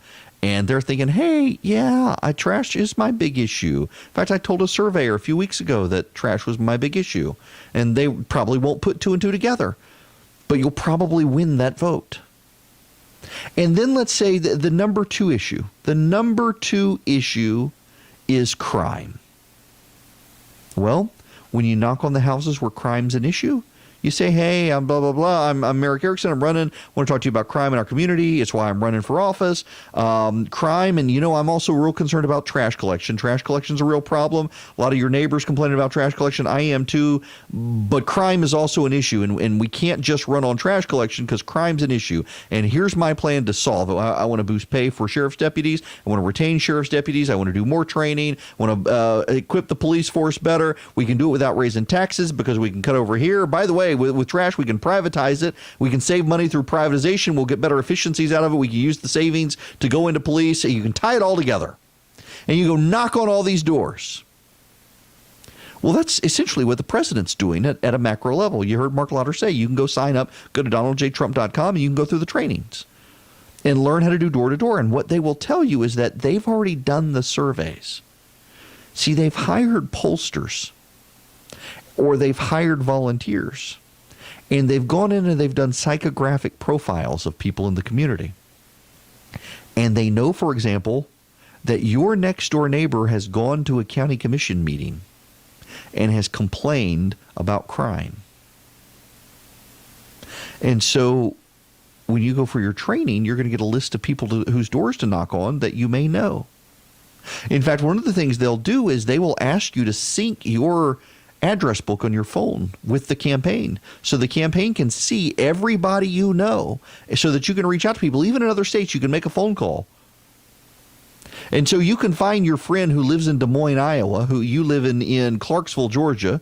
You've got a friend who lives in Des Moines, Iowa. They're in your address book. You've gone to be trained by the Trump campaign, and you know that their big concern is their 401k. And they're nervous about the president of the 401k. And you can call Bob in Des Moines, who is your longtime friend, and say, hey, Bob, I'm here doing volunteer work for the Trump campaign in Georgia. And, you know, your name came up with the campaign because I gave them all my contacts, and they said, hey, you know this guy in Des Moines, and I wanted to reach out to you and tell you, I know you're concerned, Bob, about your 401k. And you know, Bob, I am too, because let's admit it. The president sometimes gets a little crazy out there on social media. Let's just acknowledge it, Bob. And that's what the campaign's telling him, by the way, is just acknowledge the problem. You heard Mark Lauder say that to me, that people want to vote for the reality of results. The reality of results. That's what you're going to tell Bob. Bob, listen, I know you got concerns. I do. But, Bob, are you going to vote for the reality of the president's demeanor or the reality of the president's results? Because the reality of the president's results, Bob, is that he's doing really good for your 401k. Markets are at an all-time high. The stock market's doing well. Your stock portfolio's doing well. Your 401k is doing well. You got a good job. Pay's going up. The tax cuts have worked, Bob. The Democrats are going to get rid of the tax cuts. That's going to send the market down. That's going to hurt your 401k, Bob. Do you really want Bob to go with the Democrats? Or are you going to go with the president, Bob? Bob, what's it going to be? We're friends. You know me. You know I'm not going to BS you, Bob. What do you think? That's what the campaign's doing. And the Democrats have competing technologies. The president has a head start on it. Why does the president have a head start on it? Because in Atlanta, Georgia tonight, there are going to be 2,000 Democrats on a stage competing for 5 minutes of airtime apiece to yell at each other and say why they're the better Democrat and why the president is trash. The president doesn't have to do any of that. The president can just go out and reach out to the voters, make contact with the voters, and convince the voters the Democrats are going to be ruinous. But more importantly, the president has a plan, and he's got the reality of his record that he can stand on that the Democrats don't have.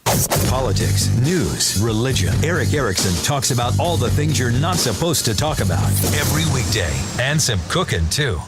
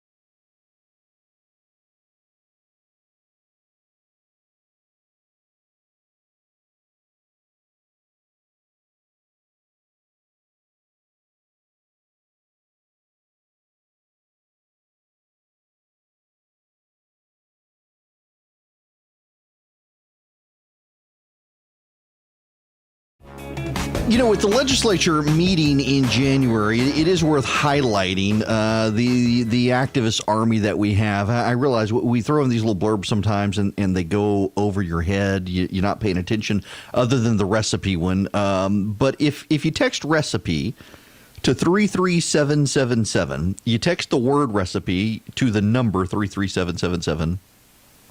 You'll get an email, you'll get a text back, and it'll say, what's your email address? And you'll send your email address, and that'll subscribe you. And at 12:30 today, you will get 2 recipes. You will get the sausage egg bake and the French toast casserole recipes. You can make them together to feed your family a good breakfast during the Thanksgiving season when they're all together. They're great meals. I make these 2 every year at this time of year. But if you text instead the word Army to 33777, what happens is you're going to get an email, or you're going to get a text back asking for your email address, and you're going to get subscribed to an activist list. And this is important, and I want to tell you why, and I want to ask that you consider doing it. Text Army to 33777. You go on a special email list, and you don't get regular emails from this list. What you do is you get emails when the legislature is in session here in Georgia, starting in January. It keeps you up to date on activity before the legislature. It helps you connect to your member of the legislature. For example, one of the things that we'll do is, if there's a big issue, you may get a text back instead of an email. And it'll say, click this link, and I'll connect you immediately to your state legislator to oppose or support X, Y, and Z. This is going to be big this year on the school choice issue. The governor wants school reform. And there's plenty of data that shows plenty of parents support school reform, but there's plenty of evidence that a number of Republicans in the state legislature are actually opposed to school reform initiatives. They blocked it last year. Jeff Duncan and Brian Kemp tried to push it forward, and it was blocked. They need pressure from citizens in the state of Georgia. They need pressure. They need your pressure. They need your help. And all I can do is encourage you to text the word Army to 33777, and we will start sending action alerts when the legislature's in session, if there's good legislation or there's bad legislation, so that you can be the most educated person in your community. I have this system I pay for out of my own pocket every year. It is an activist system, and the system is so cool. What I can do is I can set a link and I can push it to you in email or to your phone, and when you click it, you can automatically, if you're on Twitter and Facebook, you can generate a Facebook message to your member of the state legislature. You can generate a tweet. You can generate an email, or as need be, even I can direct connect you. What you do is you put in your address, and the system is smart enough to know that, oh, if this is your address, this is your member of the state legislature, and it calls them for you. It absolutely direct dials their office while you click the link. You put in your address, and next thing you know, your phone is ringing, and it's me saying, "Hey, I'm going to connect you to your state legislature. Here's the issue. Here's what you need to know. Da da da da da da da. Be sure to tell them this. Here we go." And then it connects you, and next thing you know, your state legislator's assistant is on the phone. Or it just lets you generate an automatic email. I write the emails for you, and you just put in your name and address, and then it says, oh, this is your state legislator. I'm going to send this email to them. Are you okay with it? And you do. But it makes you actively be involved easily. Text Army to 33777 to make it happen. When we come back, impeachment. We'll get into it for good.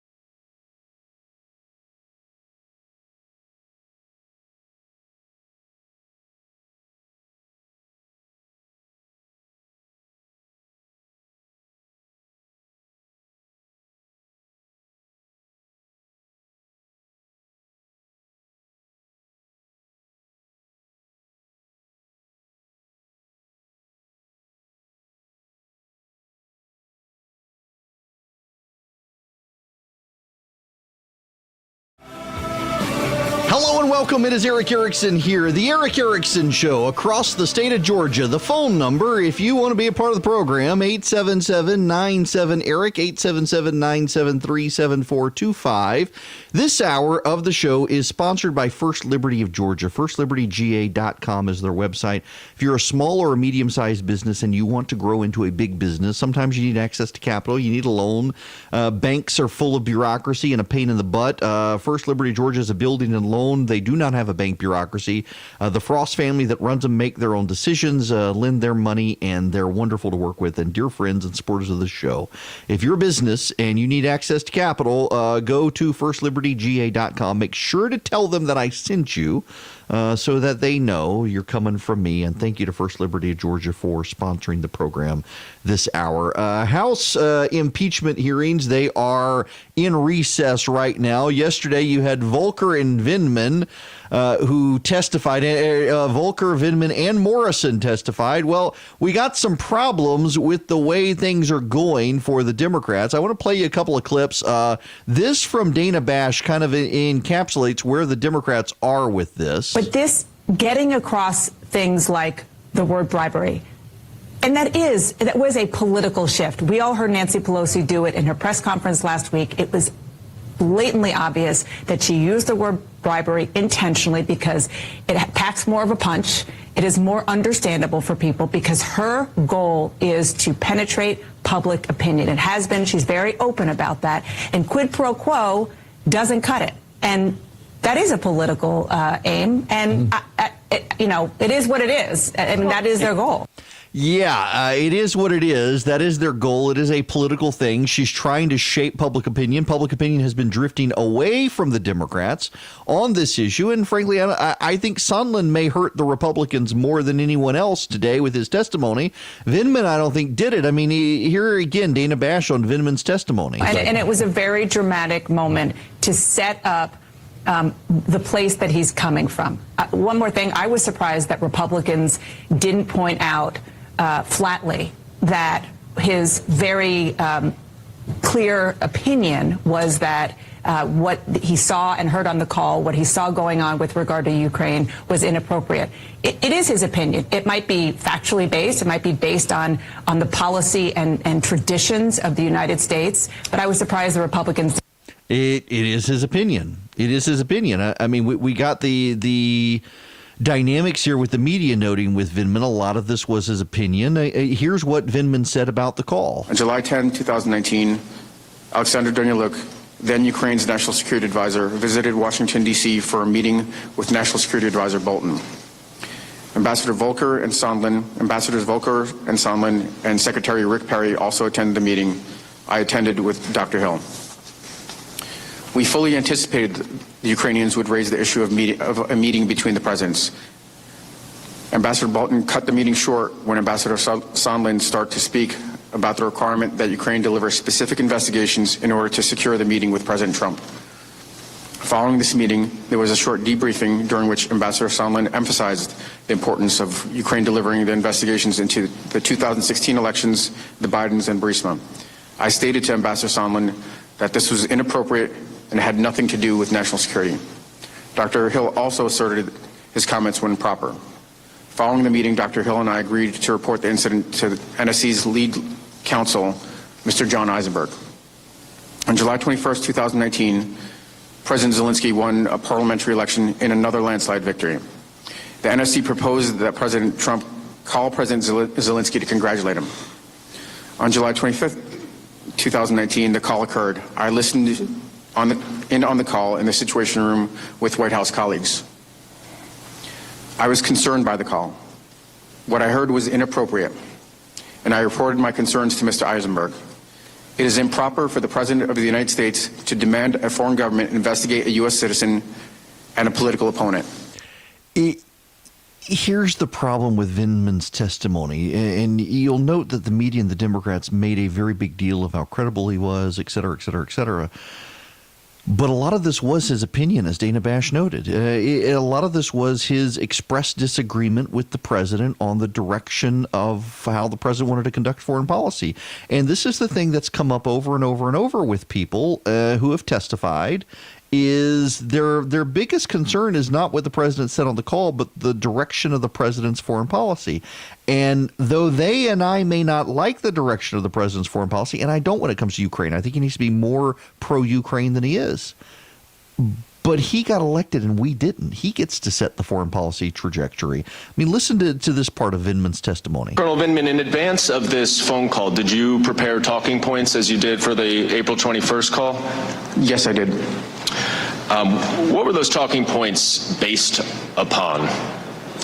They were, so this is not in the public record, and I can't comment too deeply, but what is the areas that we've consistently talked about in public is cooperation on supporting his reform agenda, anti-corruption efforts, and helping President Zelensky implement his plans to end Russia's war against Ukraine.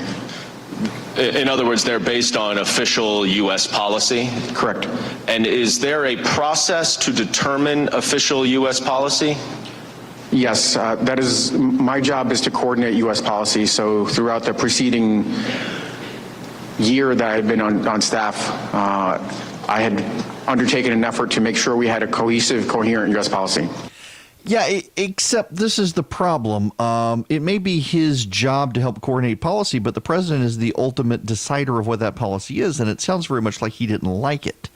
It sounds very much like he didn't agree with the direction or the course of where this is going. Here's Jonathan Karl from ABC News. Personal way, but the White House is focusing on some specific aspects of it.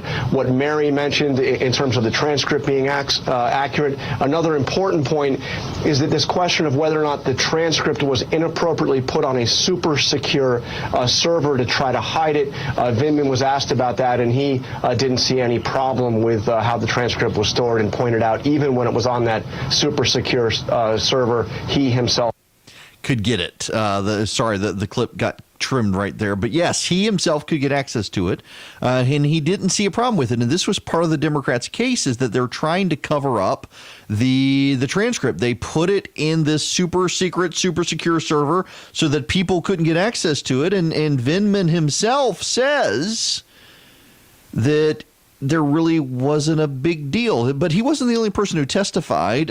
Tim Morrison and Volker also testified. Representative Jim Jordan had this exchange with Tim Morrison. Now, when I asked Colonel Vindman why he didn't go to you with his concerns about the call, even though you, his boss, had no concerns about anything being, I think your language was, nothing improper, nothing illegal on the call, I asked Colonel Vindman earlier this morning why he didn't go to you and instead went and talked to the lawyers, his brother, Secretary Kent, and one other person that he wouldn't tell us and chairmanship wouldn't allow him to tell us.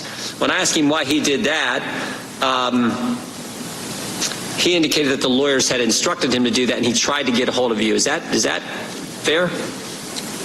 Sir, I watched part of the proceedings this morning. I heard him say that. Yes, sir.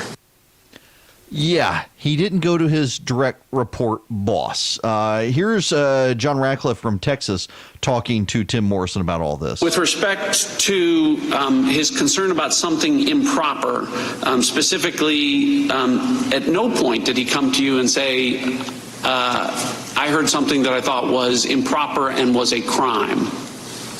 Sir, I have no recollection of him doing that. No bribe, no extortion, no quid pro quo, all the things that Ms. Stefanik asked you. No, sir. All right. Yeah, no recollection of any of that. And then there's Congressman Hurd. Now, I got to preface the Hurd testimony here. Congressman Hurd is an outgoing congressman. He represents a district in Texas that he only won by a couple hundred votes. The district is trending away from the GOP. It is in large part because of President Trump that the district has so rapidly escalated away from the GOP. He's very moderate. He doesn't like the president. This is a guy that Democrats need to side with them on impeachment. He's a former CIA operative. He's on the Intelligence Committee, and thus far, he's skeptical of the Democrats' claims. Listen to this exchange with Tim Morrison. Mr. Morrison, in my last 23 minutes, who sets official U.S. policy? Sir, the president. Not some other staffer within the NSC process? Sir, the NSC staff exists to ensure the president has the full array of options for his decision. Thank you. I yield back. That he's asking this question, it gets you to the growing sense of where a lot of these people are, that that this is about people in the diplomatic corps and the intelligence community not liking the trajectory of the president's foreign policy, that they don't like what the president is doing, and they're trying to use impeachment to scuttle the president's shift in foreign policy. Here's Elise Stefanik going over this with these gentlemen. The truth is, the facts are indeed not complicated. And I'm going to close out with two questions for the both of you. Did Ukraine open an investigation into the Bidens? Mr. Morrison? Not to my knowledge, ma'am. Ambassador Volker? Not to my knowledge either. Did either of you ever have any evidence of quid pro quo? Mr. Morrison? No, ma'am. Ambassador Volker? I did not. Any evidence of bribery? No, ma'am. No, ma'am. Yeah, no quid pro quo, no bribery, no evidence of them. This is going to be a difficult tale for the Democrats to continue to build.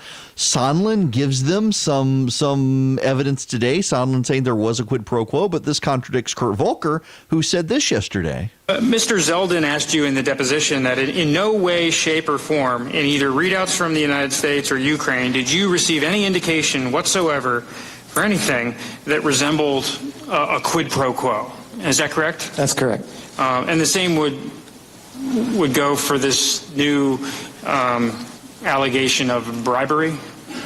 I've only seen an allegation of bribery in the last week. It's the same common set of facts. It's just instead of quid pro quo, now it's bribery. I was never involved in anything that I considered to be bribery at all. Okay, or extortion? Or extortion. Okay.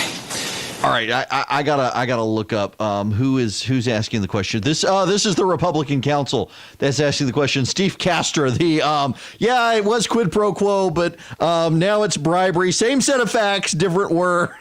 Walker's like, nope, not bribery, not quid pro quo. To put all of this in perspective, let's go to NBC and CBS. Norah O'Donnell, I think it's Norah O'Donnell talking, and Chuck Todd talking. Chuck Todd starts this clip with a question from Lester Holt to put into perspective what the Democrats are having to deal with on this issue.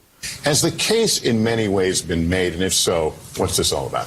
The question is whether they have made the case that it hits this extraordinarily high bar that says, you know what, disqualifying him from even being able to seek re-election, right? That continues to be the bar they have to hit. This is not a court of law. The rules of evidence don't apply. But one thing is similar. You have Democrats who need to weave a compelling tale of wrongdoing, and they have to keep it tight and simple and understandable and compelling, as mentioned. We're learning now that Speaker Pelosi sent a letter to her colleagues about changing the language that they use to describe this. Talk about abuse of power. Exactly. You will hear sharper terms used by the Democratic lawmakers. They know this is about winning the court of public opinion to convince the public that this impeachment inquiry was worth undertaking. Yeah, see, it's all about public opinion. It's not about the facts. It's not even about the rule of law at this point. It's about winning public opinion. And the data shows right now that the Democrats aren't winning the court of public opinion. In fact, independent voters are drifting away from wanting impeachment. They just want it settled at the ballot box. And, there's a lot of data that independent voters want to reject President Trump. They want the ability to vote against the president in November. Now, the president may be able to change their mind, and that's what the Democrats are worried about, that between now and next November, a year from now, slightly less than a year from now, the president may be able to convince these voters to hold on to him, and they're worried about that. They really desperately want to beat the president. And the voters are actually saying no. And now the other issue here is the Senate. We can't forget the Senate. As I'm talking, Gordon Sondland is sitting back down to resume his testimony and questioning. We'll get into some of that audio here, but you got to listen to this from Mitch McConnell, who kind of lays it out plain. The House is going to do what the House is going to do, and when they get through, as you all know, it comes over here, displaces all the business, and we'll be on it until senators decide it's time to reach a conclusion. I will repeat what I've said in the past. It's inconceivable to me that it'd be 67 votes to remove the president from office? Yeah, they're not going to get it. And, this puts the Democrats in an interesting position now because as they meet in Atlanta tonight for this debate, Pete Buttigieg has moved ahead of Elizabeth Warren and Joe Biden in both New Hampshire and Iowa. The problem for Buttigieg is that he has 0% support among black voters in South Carolina. And that's going to hurt him. He can't win the Democratic nomination with zero support for black voters. And in fact, one Democratic pollster I've talked to joked, like I was saying last week, that he could technically have negative support among the black community. His polling so bad among blacks, and not just in South Carolina, also in Georgia and other southern states, and also Hispanic voters in Nevada have zero support for Pete Buttigieg. Joe Biden is dominating in those states. So if they do impeachment, if they have impeachment, if they send it to the Senate, the Democratic senators are going to be in trial for 6 to 8 weeks, not on the campaign trail. That's going to help Biden and Buttigieg, and some of these Democratic senators behind the scenes and in public, they're making a good show of it. And in private, they're starting to get really concerned that the House Democrats with impeachment could ruin their chances of the nomination. National connections, local focus. Erick Erickson is live every weekday.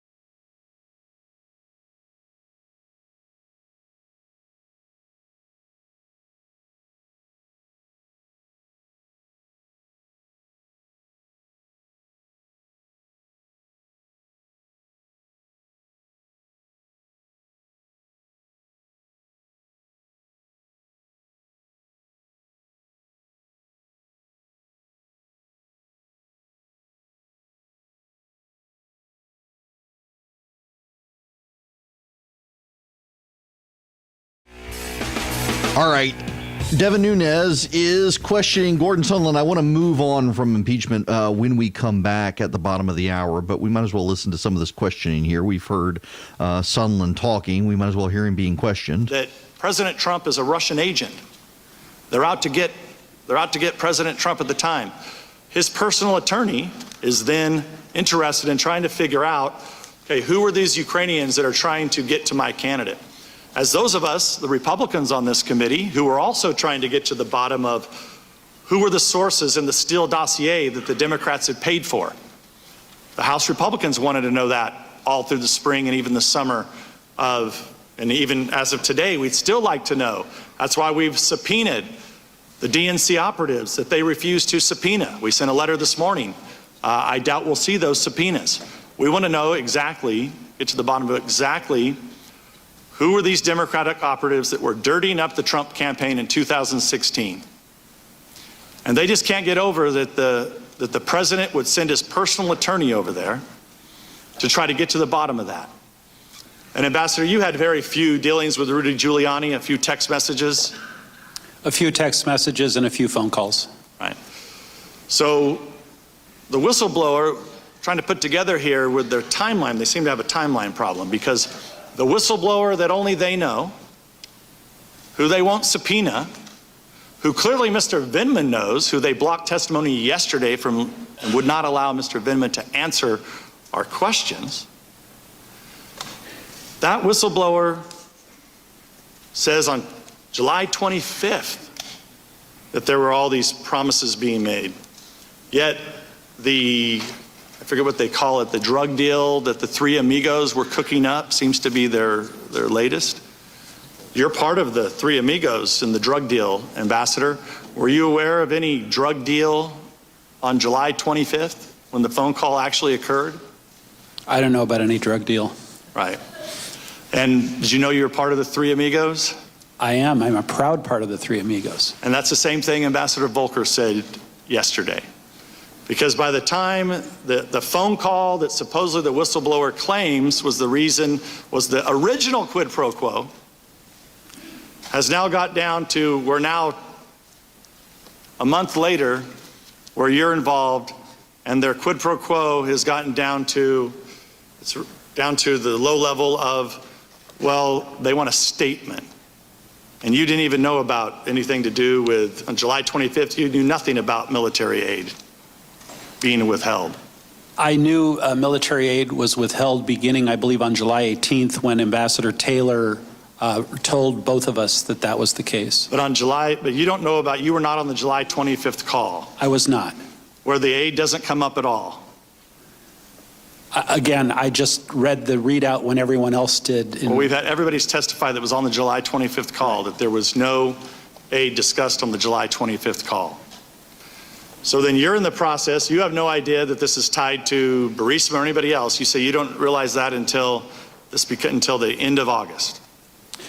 I didn't realize that aid was tied. The Burisma in 2016 piece was much earlier, Ranking Member. I'm glad you That's Devin Nunes questioning Gordon Sondland, the Republican somewhat on defensive from his testimony, as he said there was a quid pro quo. We got to move on to other stuff, though, when we come back. I got a lot of stuff I still want to talk about today beyond impeachment.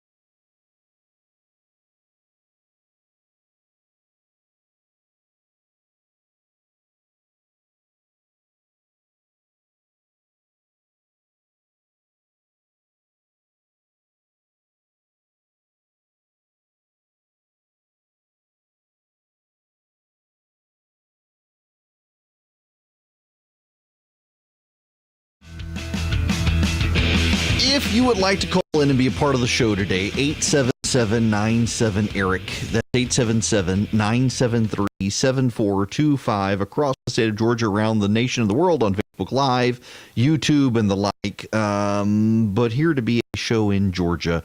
From here in Macon, broadcast through my flagship WGAU in Athens, Georgia. Beautiful day outside here and across the state, and chilly, and we got more rain moving into the state over the weekend. It's going to be one of those weekends. I got to get out the Christmas decorations, I guess. I normally don't do it until after Thanksgiving, but Thanksgiving and Christmas are so close. Everybody in my neighborhood has their Christmas decorations up, it seems like, except for us. I've still got the pumpkins and stuff. If I'm honest about it, I still have the Halloween decorations sitting on the porch swing piled up. I need to take those back to the storage unit. But I've got the pumpkins and the cornucopias and stuff out for Thanksgiving, and I'm not sure I want to put those up yet. But I'm probably going to have to put up the Christmas stuff this weekend, because then we're going out of town for Thanksgiving. Thanksgiving's next week. What happened to this year? The year is flying by. My 10-year-old's going to be 11 in like 3 weeks. And he wants a gaming chair. My 10-year-old has gotten into playing Fortnite on the Xbox and wants a gaming chair to sit in to play his game. And I'm not sure I'm down with that, but we'll see. Although he's got an Xbox and now he wants a PlayStation. And the only reason he wants a PlayStation is because the Spider-Man game is an exclusive to PlayStation. I don't know about that. All right. We need to move on to other stuff. There are a couple stories, and I need to tie them together. And the first one is from the Daily Caller. The headline is, Inside the Media Conspiracy to Hype Greta Thunberg. More than 200 media outlets and journalists partnered together with activists to coordinate and hype climate change news before the 2019 UN Climate Summit. Two of the largest media outlets, BuzzFeed News and Huffington Post, did not disclose their role in the project to their readers. The project raises concerns about whether journalists should work side by side with activists to hype climate change. Now, this is, let me give you the credit where it's due. Chris White of Daily Caller. Over 250 news outlets and journalists partnered with Columbia University School of Journalism's flagship magazine to shape control of quote-unquote climate crisis coverage in the lead up to the United Nations Climate Conference. The coverage coordination initiative included directing how much time, space, and prominence should be devoted to the coverage and asking that climate news be added to seemingly unrelated stories. Some of the biggest media outlets in the country, such as CBS and Bloomberg, joined the effort. Others, such as the Washington Post and the New York Times, declined to participate in a project they reportedly feared appeared activist in nature. More troubling, a number of the major outlets that joined did not disclose their participation. In addition to CBS and Bloomberg, the effort, called Covering Climate Now, involved BuzzFeed News, Huffington Post, The Daily Beast, the Center for Public Integrity, Newsweek, Rolling Stone, Slate, Vanity Fair, and The Weather Channel, among many others. BuzzFeed and the Huffington Post were among the major outlets that did not disclose their coordination. The coordination effort was organized in part by Columbia Journalism Review, a nonprofit that represents professional journalists and has traditionally focused on journalism ethics. Covering Climate Now's founder hoped to continue elevating climate news even after the project ended. In other words, you had a bunch of news outlets working with progressive activists to highlight climate crisis coverage and to call it climate crisis as opposed to climate change. They've been advancing an agenda. They've been working to highlight Greta Thunberg. It's fascinating. Now, Covering Climate Now published a list of articles on its website throughout September that promoted climate coverage. Nearly 40 of the articles, a list of 128, failed to mention the project. The list included pieces from CBS News, Bloomberg News, and The Nation, all of whom produced pieces that failed to mention their participation in the outside project designed to direct their editorial bent. Many of the articles on the list bore labels containing the words Covering Climate Now, but do not otherwise explain what the project entails or which groups are involved. CBS News, which has not returned requests for comment, produced a September 21st feature on clear cutting in Oregon that did not include a disclosure. The title of that features was "Who Should Be in Charge of America's Ancient Forests, Industry or Environmentalists?" It discussed the impact clearing U.S. forests has had on the environment and if private companies should be allowed to use forests. CBS News included disclosures of articles throughout September that discuss how Americans feel about climate change. Bloomberg published a statement September 16th announcing its role in the project, but the outlet still produced content and did not contain disclosures. And a bunch of wealthy climate activists participated. Now, we need to delve further into this with a separate story, but there's this paragraph you should know as we get into the other story. Reuters did not participate in the project, yet its editors did not object when Erick Erickson, a freelancer for the wire service, contributed. Reuters, which openly opposes advocacy journalism, dismissed any suggestion that Rosen's contributions are inappropriate. Reuters, reading this again, this is important for the next story. Reuters, which opposes advocacy journalism, dismissed any suggestion that Rosen's contributions are inappropriate. That's Reuters, opposing activist journalism. But Reuters has a story. And let me read this to you. This is dated November 18th. It's been updated as of last night. A November 18th story headlined, U.S. has world's highest rate of children in detention, UN study, is withdrawn. The United Nations issued a statement on November 19th saying the number was not current, but for the year 2019, no replacement story will be issued. What is this about? Reuters ran a story on November 18th, late November 18th, and began pushing it aggressively yesterday. The story was based on a UN report that the United States has the world's highest rate of children in detention. This comes on the heels of multiple outlets reporting the Chinese are running concentration camps, and the Chinese are detaining children and adults and demanding their re-education, and if they don't re-educate them, they get killed. They are required to reject their religion. They are required to reject their given names. They're required to adopt Chinese names. They're required to adopt principles of the Communist Party and swear allegiance to the Communist Party and reject the idea of God. And what does the United Nations do? The United Nations pushes out something saying, hey, the U.S. actually has the world's highest rate of children in detention. And what did Reuters do? And Reuters wasn't alone in this. Multiple media outlets, but specifically Reuters, which was the first one out of the gate, ran the story that the Trump administration has detained more children than anywhere else. More children are in concentration camps in the United States than anywhere else, is basically the claim that Reuters ran. So there's a problem. The United Nations had to come back out and say, wait a second, that date is from 2015. In 2015, the U.S. had the world's highest rate of children in detention. Wait a second. Who was president in 2015? That would be Donald. No, wait. No. Who? George Bush? No. Bill. No. That would be Barack Hussein Obama. The U.S. had the world's highest rate of children in detention when Barack Obama was president, not Donald Trump. It was him. It was his fault. It was Barack Obama who detained the children. So what is the last sentence here? No replacement story will be issued. Do you see what's happening? Do you see?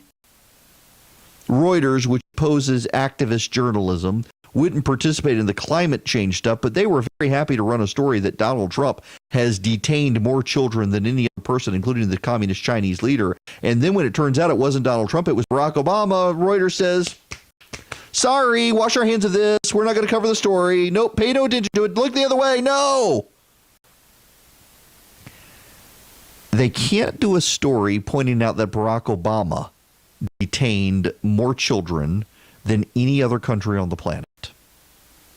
100,000 2,000 children was the number. And that Barack Obama did it, not Bill Clinton, not George Bush, not Donald Trump. Barack Obama did it. And the media's response has been, well, we got to pull the story now. We can't do this story now. We can't highlight that it was Barack Obama. Whatever happened to the concentration camps? You had Alexandria Ocasio-Cortez say that Donald Trump was running concentration camps. You had a man in Colorado get killed while trying to firebomb an ICE facility because he believed they were running concentration camps because Alexandria Ocasio-Cortez said so. You had the media not lecturing her on her irresponsibility. You had the media not lecturing us on how wrong she was. In fact, most of the media never even bothered to do a story on the man who killed himself, who got killed. He was shot because he was trying to firebomb an ICE facility. Do you know, to my knowledge, according to Newsbusters, CNN did a story on Alexandria Ocasio-Cortez's claims about concentration camps, but never actually did a story on the man getting shot trying to blow up an ICE facility. Did not cover that story at all. And did not cover that the United States had the world's highest rate of children in detention when Barack Obama was president, but has very helpfully turned it into an issue with Donald Trump as president. Isn't it funny how that works? And now here comes the media again on the climate change hysteria. They want to highlight Greta Thunberg. They want to highlight her claims to civil disobedience, her advocacy of civil disobedience. They want to do all of these things because Donald Trump is president. They would never do this if Barack Obama were president. They would never touch the story. In fact, they would vilify her if Barack Obama were the president. If Barack Obama were president of the United States right now, and Greta Thunberg were coming to this country demanding civil disobedience because the United States is not doing enough on climate change, the media would savage her for disparaging Barack Obama. They would. You know it and I know it. This is why so many people can no longer treat the media seriously in this country. And it is why so many of these people are frustrated with the American public not believing them on impeachment. How can you believe them on impeachment when they get everything else wrong? How can you believe their claims? See, there's a deep underlying level of frustration here with the media very mad that people aren't going to be persuaded. And yet there's an underlying frustration with people that the media keeps getting these stories wrong. Again, let me play this Dana Bash clip for you one more time on impeachment and how the Democrats are having to keep changing the terms to try to persuade the public. But this getting across things like the word bribery, and that was a political shift. We all heard Nancy Pelosi do it in her press conference last week. It was blatantly obvious that she used the word bribery intentionally because it packs more of a punch.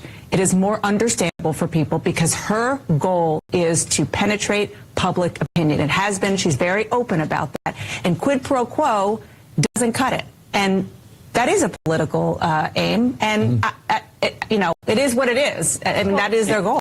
It is a goal. It is their goal. It is what it is. It is a political claim. They've had to move from quid pro quo to bribery because bribery moves the needle in a way quid pro quo doesn't, except there's a problem with their bribery narrative, and that is that the president gave Ukraine the money and Congress appropriated it. And there can't be a bribe when Congress is the one that has lawfully appropriated the money.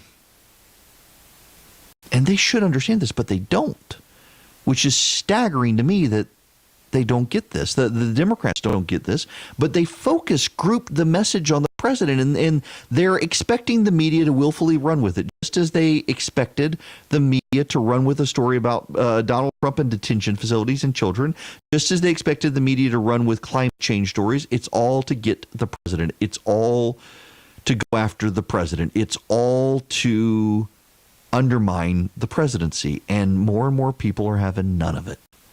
Fascinating dynamics. Now, before we go to break, there's one more story I got to highlight. I got this off Drudge, just so you know, and I've been waiting for a story like this to come up. Unfortunately, it has come from the Daily Star, which isn't a very reliable source, but the story itself, the claims itself are true. You know, whatever happened to cloning? Remember all the stories about cloning? Barbara Streisand, she cloned her dog. She made clones of the dog, etc. Y'all, turns out the clones aren't working. Turns out that the clones they have all sorts of problems. And this story chronicles millionaires and billionaires are cloning their animals because they want another of their Fluffy, exactly the same Fluffy. And the problem is that it's turning into the nightmare scenario. The animals are being born and they have genetic abnormalities and stuff. We are playing God, and God is mocking us for playing him. We are trying to stand in the role as creator, and it's very clear that we can't. But you know, in the beginning, God created the heavens and the earth. And in Hebrew, it's 7 words, which there's a lot of symbolism in the original Hebrew being 7 words for God creating the heavens and the earth in 7 days. The first line is the first verse of the Bible is 7 words. God created the heavens and the earth, and the word create is the word bara, and bara is a word that only is assigned to God in the Bible. Humans cannot bara. It is a means of divinely creating. God divinely created the heavens and the earth. God divinely created the animals and the plants. And here come people trying to clone animals, trying to bara the animals, and they can't. They're coming out defective. They're coming out with all sorts of problems. One man says, Ralph Fisher, he paid to have his tame bull Chance cloned, and things seemed okay at first when the bull he decided to call Second Chance was born. For example, the clone ate the unusual way Ralph recognized from his predecessor, lifting his head and chewing instead of dipping his whole head in the feed bucket. I'd never seen another animal do that. I thought it was the same animal. I thought we got him back. But it wasn't long before differences began emerging, including, most scarily, he was not tame. He attacked Ralph twice. It's not the same animal. It's a clone. It's people playing God, and God is mocking them in their efforts to do so. It is amazing to watch millionaires and billionaires spend money to clone little Fluffy. And little Fluffy comes back, and it turns out little Fluffy has genetic abnormalities, ages more quickly than old Fluffy, and bites you when old Fluffy loved you because God's mocking you for trying to play at God. Erick Erickson wades through the fake news to give you the real news. It's honest news and conservative views.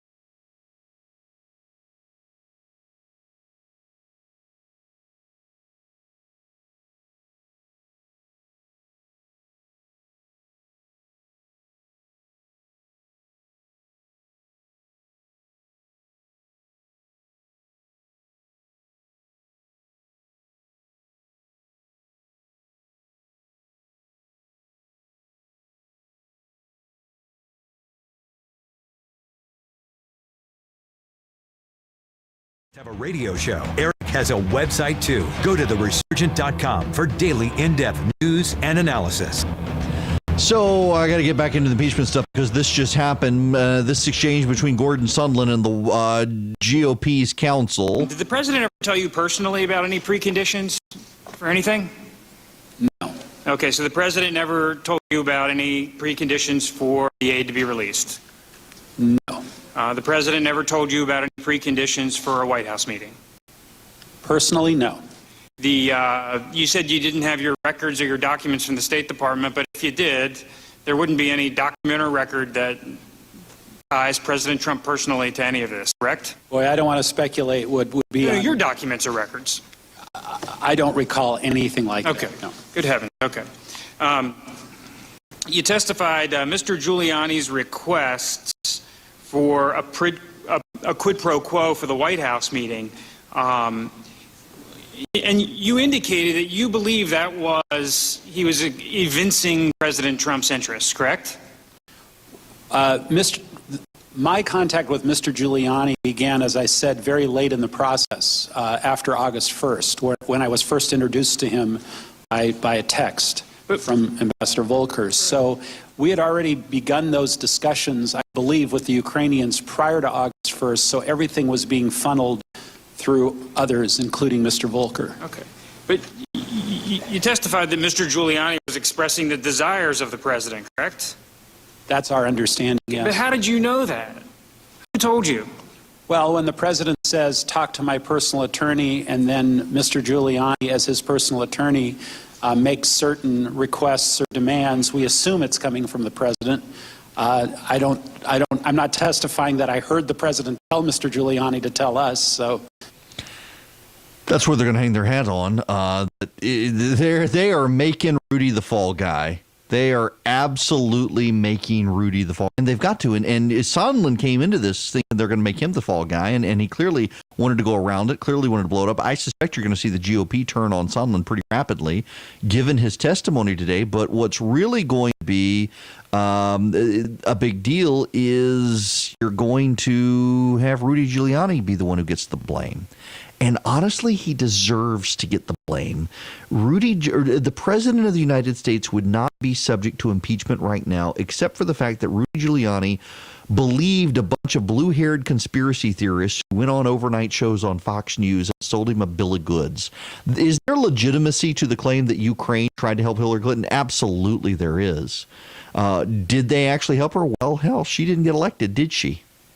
No, she did not. Does the president want to answer? Yeah, and frankly, the Democrats ought to just concede that point that, yeah, the president does deserve some answers on 2016. It's the Biden stuff where they're hanging their hat, and that's confusing people and allowing the Republicans to muddy the water. But ultimately, even the Biden Burisma stuff comes from Rudy Giuliani believing blue-haired pundits. And I apologize if you're offended, but these people they're geriatrics on Fox News who believe a bunch of conspiracy theories, and they've convinced the president of these things, and they're not true, and the president's going to get impeached because of these idiots around him.